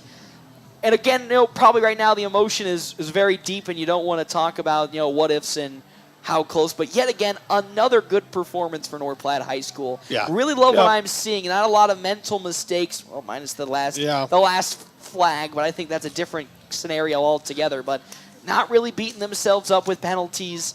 Yes, there were a couple maybe of some missed assignments here or there, but tackling wasn't crisp. Yes, that one today. A couple today, of those touchdowns were missed tackles. Kyle Campbell on those first two touchdowns for Lincoln East, bouncing through defenders. But I think in the totality of things, another good game, and it actually feels good, and I think it does wonders that the Bulldogs were able to at least see the end zone today. Yeah, it was good to see them move the ball, and they moved it with ease. Yeah, it wasn't like we've seen a couple of Bulldog games where it looks like it's getting a little scrappy, 2-3 yards every there. They were gashing up Lincoln East, left, right, and center, but I think only 2 punts on the night.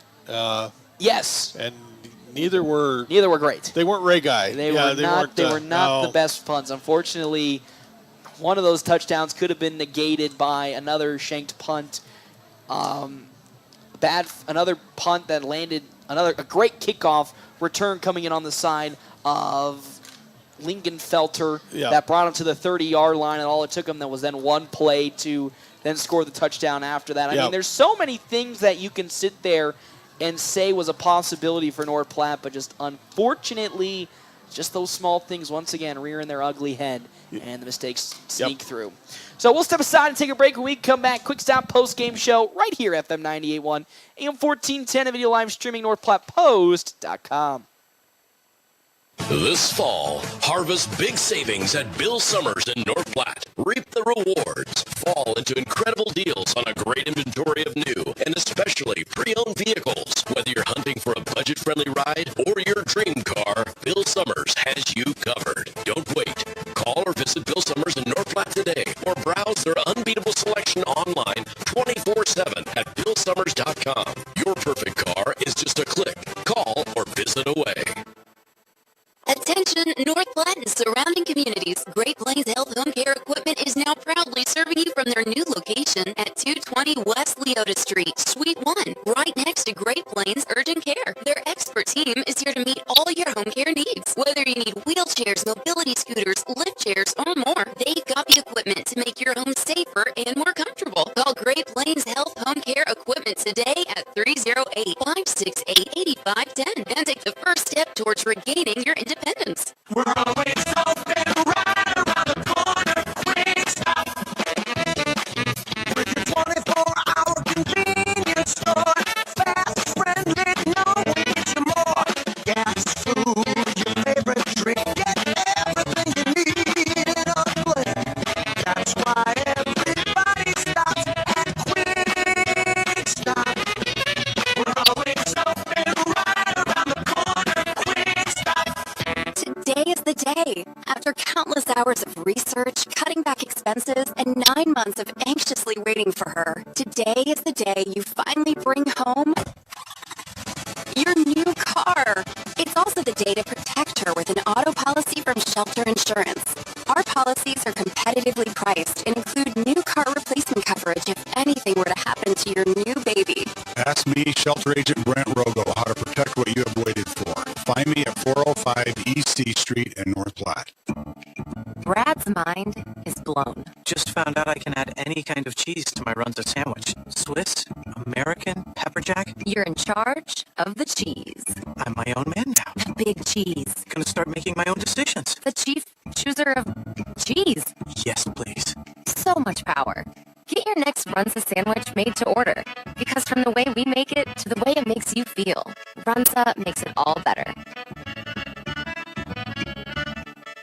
Puro Clean of North Platte delivers fast water, mold, and fire damage restoration services to the North Platte area. Puro Clean knows how challenging those times can be to you and to your family. Their Nebraska-based experts have a winning, reliable combination of training and equipment partnerships. Local, fast service in the North Platte area. Their average on-site time is 60 minutes, and they'll coordinate with your local insurance provider. Give Puro Clean a call now at 1-800-775-7876 and schedule a visit from a member of the team at Puro Clean in North Platte.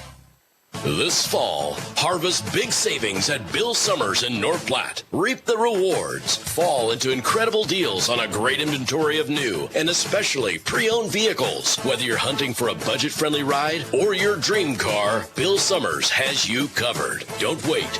Call or visit Bill Summers in North Platte today or browse their unbeatable selection online 24/7 at BillSummers.com. Your perfect car is just a click. Call or visit away.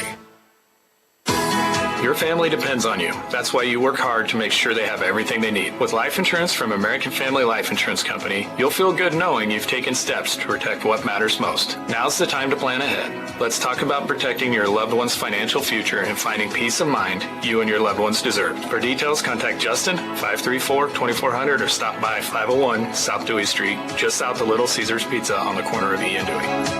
American Family Insurance. We're always open right around the corner. Quick Stop. Save money at the pump at Quick Stop with the Dino Pay app. Dino Pay offers contactless payment using your preferred debit or credit card. The savings add up with 12 cents per gallon and even more on Tuesdays and Thursdays with rollbacks for savings of 15 cents per gallon. Huge savings to Sinclair Dino Pay, saving you at the pump. Don't forget Frazzle Gourmet Slushes and For Real Shakes and Smoothies. Gourmet coffee at everyday low prices on your favorite beers. Quick Stop.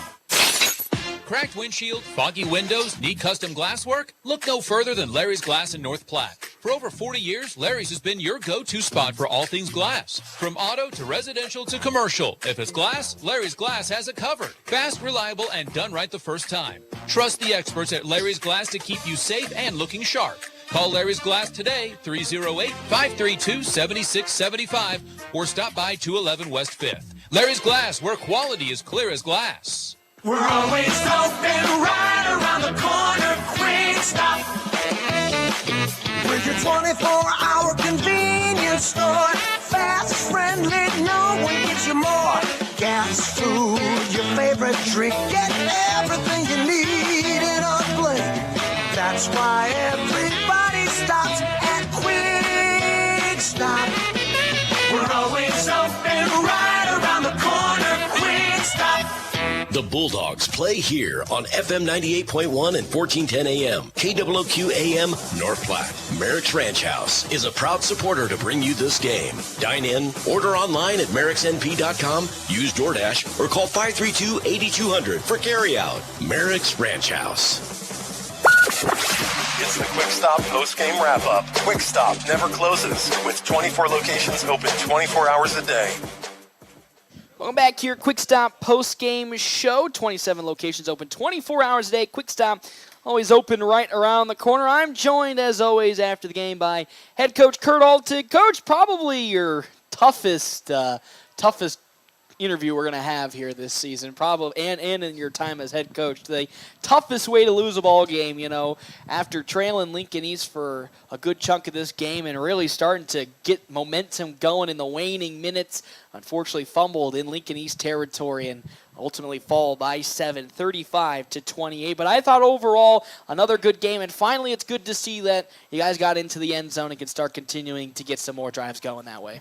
Yeah, we were really confident with our offense coming into the game that, they were going to have a really hard time with us. And for the most part, that was true.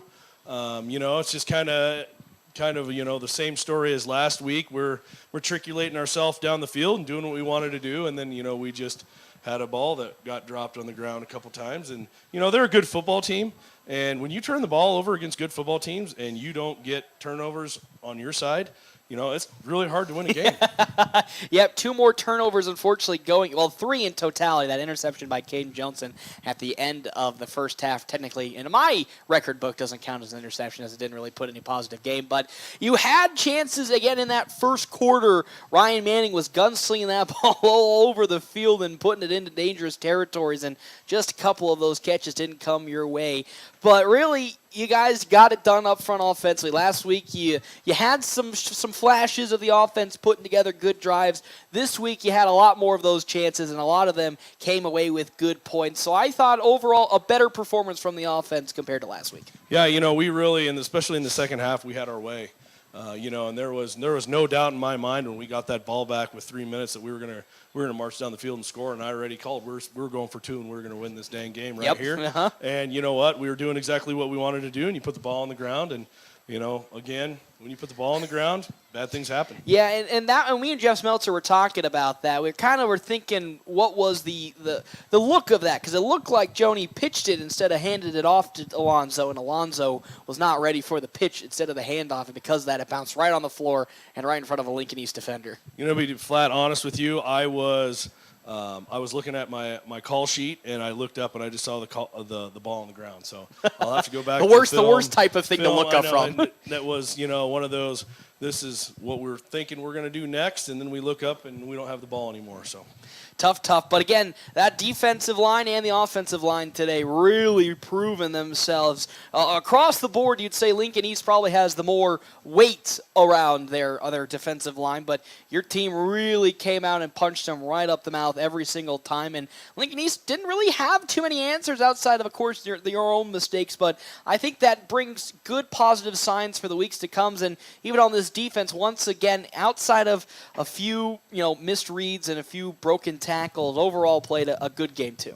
We had I talked to you on Wednesday and we were all good to go, and then by now Friday night we kind of had the injury bug hit us, and we have some young guys in places, and sometimes when you've never been on the field on Friday nights, your brain's racing and you don't quite play, and they were able to kind of RPO us to death there for a bit. Literally, it was the same play, and we just had guys that, number one, didn't get themselves in the right position, and then number two, when they had a chance to make a tackle, they, we didn't shore up and we didn't tackle very well. But we're never going to stop. We're going to keep at you just like a bulldog all the time, and we're going to keep rolling. And Lincoln East, good ball team. They made one more play than we did. Yep. And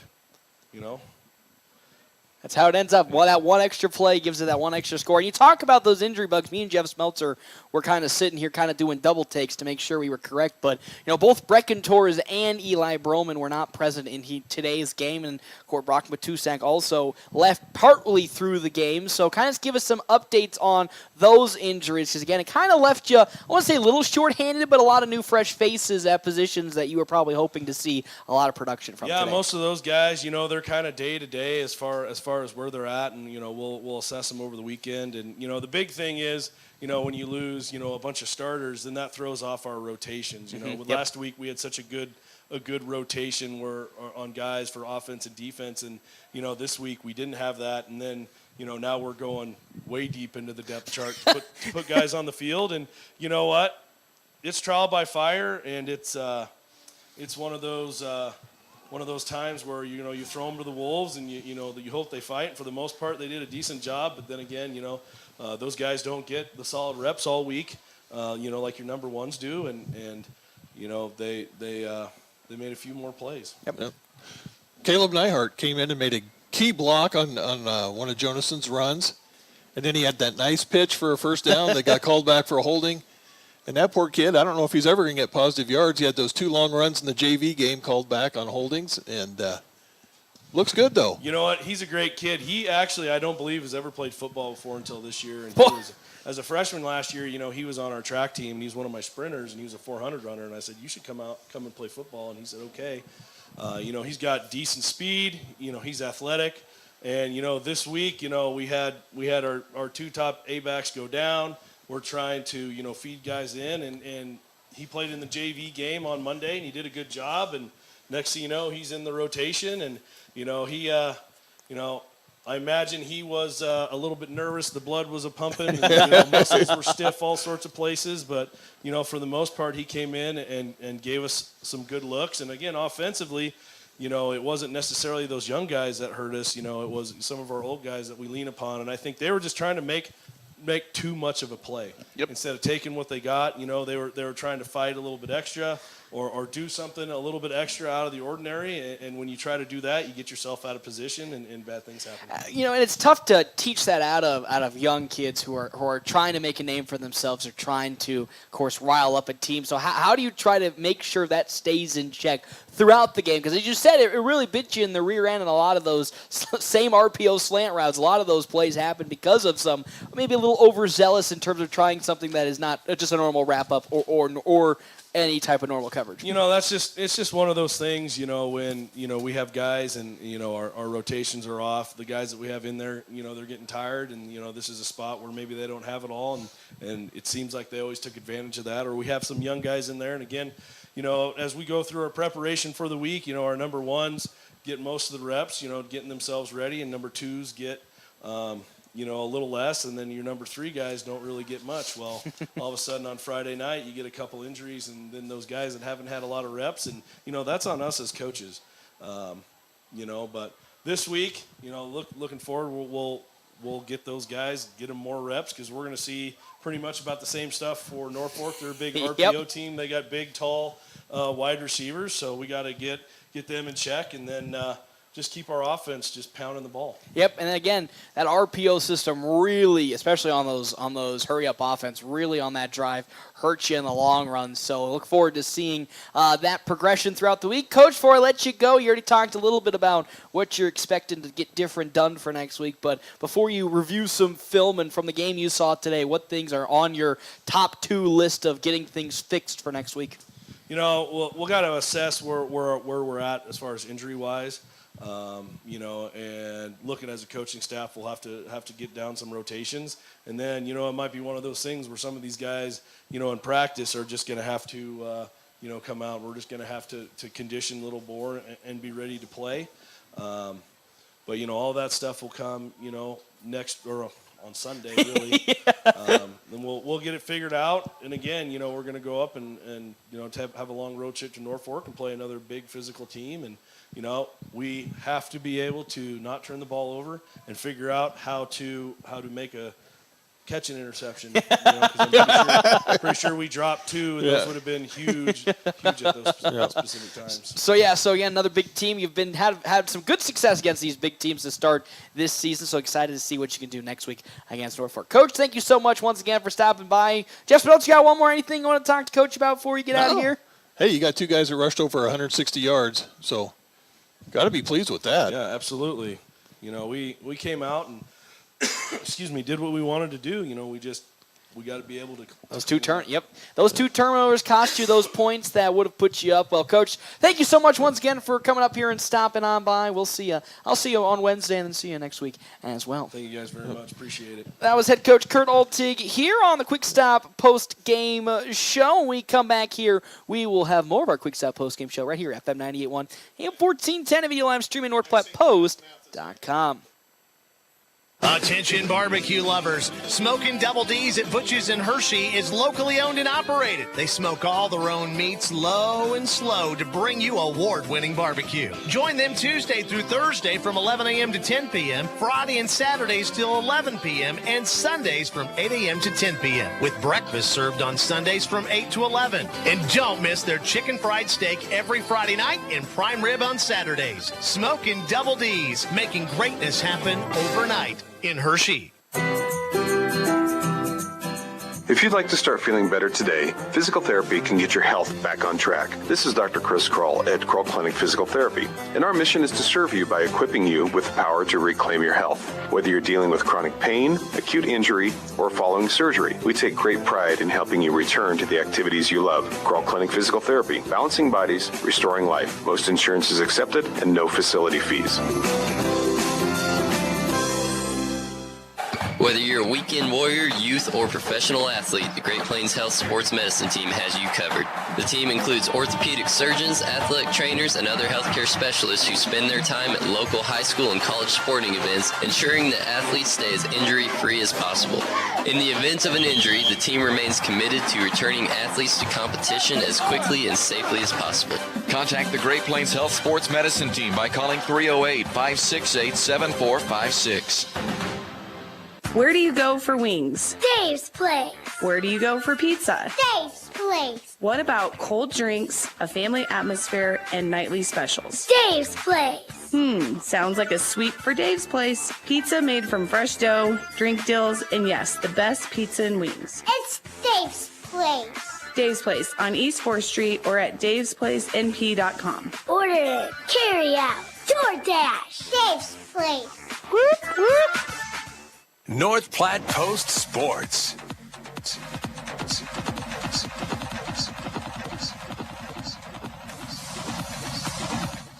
Welcome back here, Bauer Field, FM 98.1 AM 1410 and video live streaming NorthPlattePost.com. 27 locations open 24 hours a day. Quick Stop always open right around the corner. Quick Stop post-game show. Let's jump into some game stats brought to you in part by State Farm agent Bobby Campbell. We meet you where you're at and help you get to where you want to be. You know, we talked with Coach, and you brought out some statistics.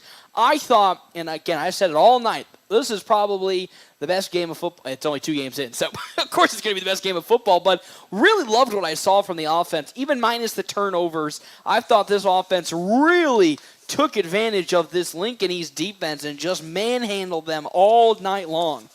Yeah, I propose a change. We don't determine wins by points, but by total yards. We'd win every single game at that point. Bulldogs total yards on the night. Again, if my Catholic school math is correct, 456 total yards, 369 of it coming on the ground. Two guys over 160 yards rushing. It just feels like Colton Tilford, Brock Robley-esque numbers from that 2 years ago playoff team, and that's what this offense, you hate to say it, but that's what this offense has been kind of missing the last couple seasons is those big games from two people to really not only put the load in, but also open up other people. Yeah, so your workhorse on the night, Lonzo Torres, 33 carries, he did it. 166 yards. He made it. He was over 30 carries. I bet you he would have probably ran the rest of the way if that fumble didn't happen. He probably would have gone the rest of it. And couple acrobatic finishes to runs. Thank heavens his neck is okay because some of those look kind of gnarly with the way he was trucking. Yep. So he must have been watching the Olympics. He had some fantastic dismounts. Caden Johnson, 19 carries, 168 yards. Perfect. Long touchdown run through the air. Well, I better finish up the rushing totals. Javen Reyes, 6 carries, 14 yards. Rance Hofstetter, 3 carries for 5 yards. At least got positive. Yep. At least got after that tough start where he got the turf monster on him, comes away with 5 yards. Yeah, he started in the hole right away, but he got over positive yards. Well, also Rance, backup quarterback. Yep. So to come in and play A-back for this Bulldogs offense, that's a huge task to do because, you sit there and be like, oh, all they do is pitch the ball to the outside. There's a lot more to it than just having to run a pitch route all the time. Timing your motion. And, So, and then catching that football when it's pitched to you in stride. Lathan Huntsman, finally 4 carries, 17 yards.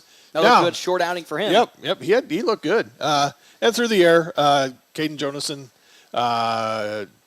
4 for 8, 87 yards, 2 touchdowns. So there it is. There's the number I was waiting for. The 2 touchdowns point. And again, a tale of 2 halves from the throwing standpoint. Those two big. A lot of his numbers came on those 2 big catches from both Brady Hanneborg and Max Negley. Yep. So a lot of that chunk play came on that one drive. But to see the offense actually open up and look pretty competent passing the football, I think is a good wrench to throw in here because we saw when the Bulldogs threw that 3 wide receiver set out there, things looked a little scary for Lincoln East because just like what they were doing to North Platte on the offensive defensive side where there's just so much space available, same thing. There was so much space available for either, Alonzo Torres to get running or Caden Johnson if he really wanted to. And though we will have to say a little bit lucky that they were so wide open, I think 2 of those had to have been breakdowns in coverage because Max Negley and Brady Max had to make Hanneborg, a diving catch. And he was wide, even on his touchdown grab, wide open. Yeah, and you don't realize it. Those are a pair of 6'3" receivers. Yeah. They're pretty. 6'3" receivers, and Negley's a super athlete. He's a triple jumper on the track team. I think he went to state last year. Well, he can catch that. Yeah, if you're a triple jumper, he can get up there pretty high. So, overall, I'm excited for what the Bulldogs did. Again, it just needs to come down to limiting the turnovers, and I feel like we've been saying this for the past 2 seasons now. It's how do you limit those turnovers? 3 turnovers on the day, 2 of them fumbles in key situations, and then of course the interception from Caden Johnson. But that's kind of just whatever because it was at halftime. It was at half anyway. That don't count that one. Don't count that on the record book. Special teams has some work they need to clean up. Another shanked punt from Luke Borges, and that's tough because he's more. I don't want to say he's more of a kicker, but he does a lot more kicks than he does punts. But at the same time, it's we've seen him kick 40, 45-yard punts. I know. And, so I don't know if it's a laces thing because again, there's always a difference of where. You got to hold the football and how you set it up. So maybe it might be just he needs to set the laces a different way because we've seen it. We know he can kick the football a country mile, whether it be on field goals or punts. It's just how can we stop with those or negate those shanks because that's 2 games now that he's had 2 punts. This one only went for a yard, I think, for a yard. I think it was a 1-yard punt. And they immediately scored off of that. One play, RPO right into Presley Hall's wide open hands and bada bing, bada boom. There's another touchdown. So, again, it's these little small intricate things that are what are tripping up the Bulldogs yet again this year. And then we got clarification on the 15-yard penalty on the kickoff that it was unsportsmanlike conduct, spike in the end zone of the football. So instead of kicking off at the 40, you kick off at the 25. And then they field it short and they run it down to the 30 or 20-yard line. Felter ran it to about the 30-yard line, and then yet again another RPO pass to Presley Hall, and it's another touchdown. And if you don't do that, you don't have that penalty, it's probably a touchback. Kick it in the end zone and probably... Or at least he doesn't catch the ball at the 35-yard line, and he already has enough head start of a ways. So it's, again, these really small, intricate things that need to be cleaned up by the Bulldogs because if they clean that up, I think the Bulldogs win by 7 because they don't turn the football over twice close to the red zone. And then they don't allow those 2 easy passes off of those 2 special team mistakes. And this game could have actually been even further if they're able to capitalize on that. So still early in the season. We're still 2 games in. Still a lot of football left to go. You're taking on Norfolk next week, and then I believe Lincoln Northeast. So I hate to say it's a guaranteed circle of Lincoln Northeast, but they're only slated for maybe at their best 1 win this year. So you got Norfolk, a team you faced last year that did beat you, but almost the same composure that you saw today from Lincoln East. A lot of big bodies. But the way that they manhandled the big bodies here today, Yeah. it only leads to positivity for what the Bulldogs will be doing next week against Norfolk. You know, Lincoln East, week 1, lost to Elkhorn South. Is Yep, that right? yep, and they're now Who's now number 3? Yep, they're number 3 in the state. And I venture to guess we had more total yards than Elkhorn South. I don't know that for a fact, but 458 yards. I'd place that bet any day of the week. 456 total yards. So the offense, it's good to see the offense clicking. Little disappointed in the defense because they look so good against Kearney. They really and a lot, and it's just, and how much of that again falls down to Brecken Torres as well as Eli Broman gone, because they play pivotal parts on that defense. Broman is the starting outside linebacker on the strong side, and then Brecken Torres is a backup strong safety to Rance Hofstetter. And Rance was playing a lot of game today. Yeah. And a lot of the problems in terms of the RPO action came on his side. Not saying that he played bad. It's just he was probably so winded at that probably point. Gassed. Yeah, he was gassed and he needed a break, but we don't have anybody to Right. break him in with. So he basically played, he and Kane Jones played the whole game today without any subs. So there's positives. There's clearly lots of positives anyway. It's not a systems thing. It's not like last year. It's just, yet again, like last year, it's those small little micro things like turnovers, like some of that unsportsmanlike penalty in the end zone that, while in the moment maybe like, okay, we lost 15 yards there on the kickoff, but that 15 yards then got Lincoln East in a good position and they made it a 1 touchdown right off that, or a bad punt equals another touchdown. So if they can get those small, minute things cleaned up, I know it's very nitpicky, but those are some big nitpicks that need to be fixed. We could be looking at a team that could maybe eke into a last playoff spot. Because if you statistically look at the numbers this year, they're slated for 4.5 wins. You can almost circle 2 against Benson and Lincoln Northeast. Those two teams are not up to the standard that they would like to be. You know, you win against Norfolk, a team that you played really close last year up until the fourth quarter. That's 3 wins. And then you sneak one more win in maybe around Lincoln Southwest, I think we play, and then maybe Lincoln High. Yeah. There's 5 wins, and that might eke you into the playoffs. So still plenty of ball left to go. We could, I know I didn't say Millard South. We could upset Millard South because they're coming here to North Platte. But after watching last night, Famala and that offense just looked like they were clicking on all cylinders. They're like Omaha Westside. It's just a super, super talented team. That one's going to be really tough, but you take that one out of the equation. The others are all winnable. Yeah, there's not one game. I forgot about Columbus. We beat Columbus last year. Outside of Millard South, which you hate to say is a guaranteed loss, but with the way they're playing, just like last year, that one's going to be a big uphill battle. It would take a super effort to knock them off. Not say it can't be done, but we beat Omaha Westside Yep. 2 years ago, and that team literally became Superman the next year and was like the best team we've probably ever seen. So it's possible, but outside of Millard South, you could look at every single game and be like, we can win that. Could do that. We could do that. Could We win beat that them one. last year. We crushed them last year, and it's like, that could be 5-6 wins right there. This could be our last 2. Well, we'd have 3 losses on the year. It's 9 games, so we'd finish at 6-3, which that should get you into the playoffs at the very minimum here. So still many games left to play. Still so many things that are still in motion. So and point-wise, I think you're going to carry a lot of points, even though you lost to Kearney. Yeah, that's going to be It was not a blow. It was not like Grand Island who lost 42-0 today. It was a 20-point blowout, but the way that game happened was so much different than probably what would be expected, because it wasn't like Kearney got on top of us early and often and then we just couldn't keep up. We were the team that I felt like for a good chunk of that game was in control, just minus 2 plays, the shanked punt and then Harper Whitney falling. Yep. And outside of that, it might have been a 7-0 game at the end of it all. So, yeah, and I can't remember who Grand Island played last week, but didn't they win their game last week? I thought they looked impressive doing it. And then Kearney came out and stopped. Yep. That's how it is. But Bulldogs 0-2 to start this season, fall to Lincoln East 35-28 here in the Wicked Fast postgame show. Those were our game stats, brought to you in part by State Farm agent Bobby Campbell. Again on the Wicked Fast scoreboard, 35-28. Have you downloaded the MyPhillips 66 app yet? If not, you're missing out on so much savings with Wicked Fast. located across from the Do It Center in North Platte. Sign up today for the MyPhillips66 app and start saving. Well, Jeff Smeltzer, thank you so much once again. Yes, sir. I will see you in 2 weeks when the Bulldogs take on, if I remember correctly, the Rockets of Lincoln Northeast. That's after next week's game against Norfolk. I will not be at the Norfolk game. I'll be at a wedding. So Derek Beck and Pat Jacobson will be taking over for one game coming up. It's funny, I got sick last year during the Norfolk game, and then just yet again on the same day I have to go do a wedding adventure, he has to go to the Norfolk game again in Norfolk, so it just feels like luck of the draw. Derek and Patrick breaking out the A-team. We're really bringing it out here, so we'll see you in a couple weeks. I'll see you guys next week. On Tuesday, North Platte High softball will be in Hastings taking on Hastings St. Cecilia, and that'll be that game on Tuesday, and then I will be gone, but we'll have our football coverage once again in Norfolk starting at 6:30 for our quick stop pregame and 7 o'clock for kickoff with Derek Beck on call for the Bulldogs taking on Norfolk. We'll see you all next week. Our final score, 35-28 in favor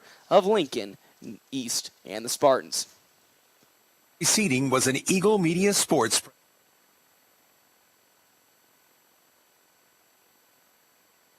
Looking for a blast of fun?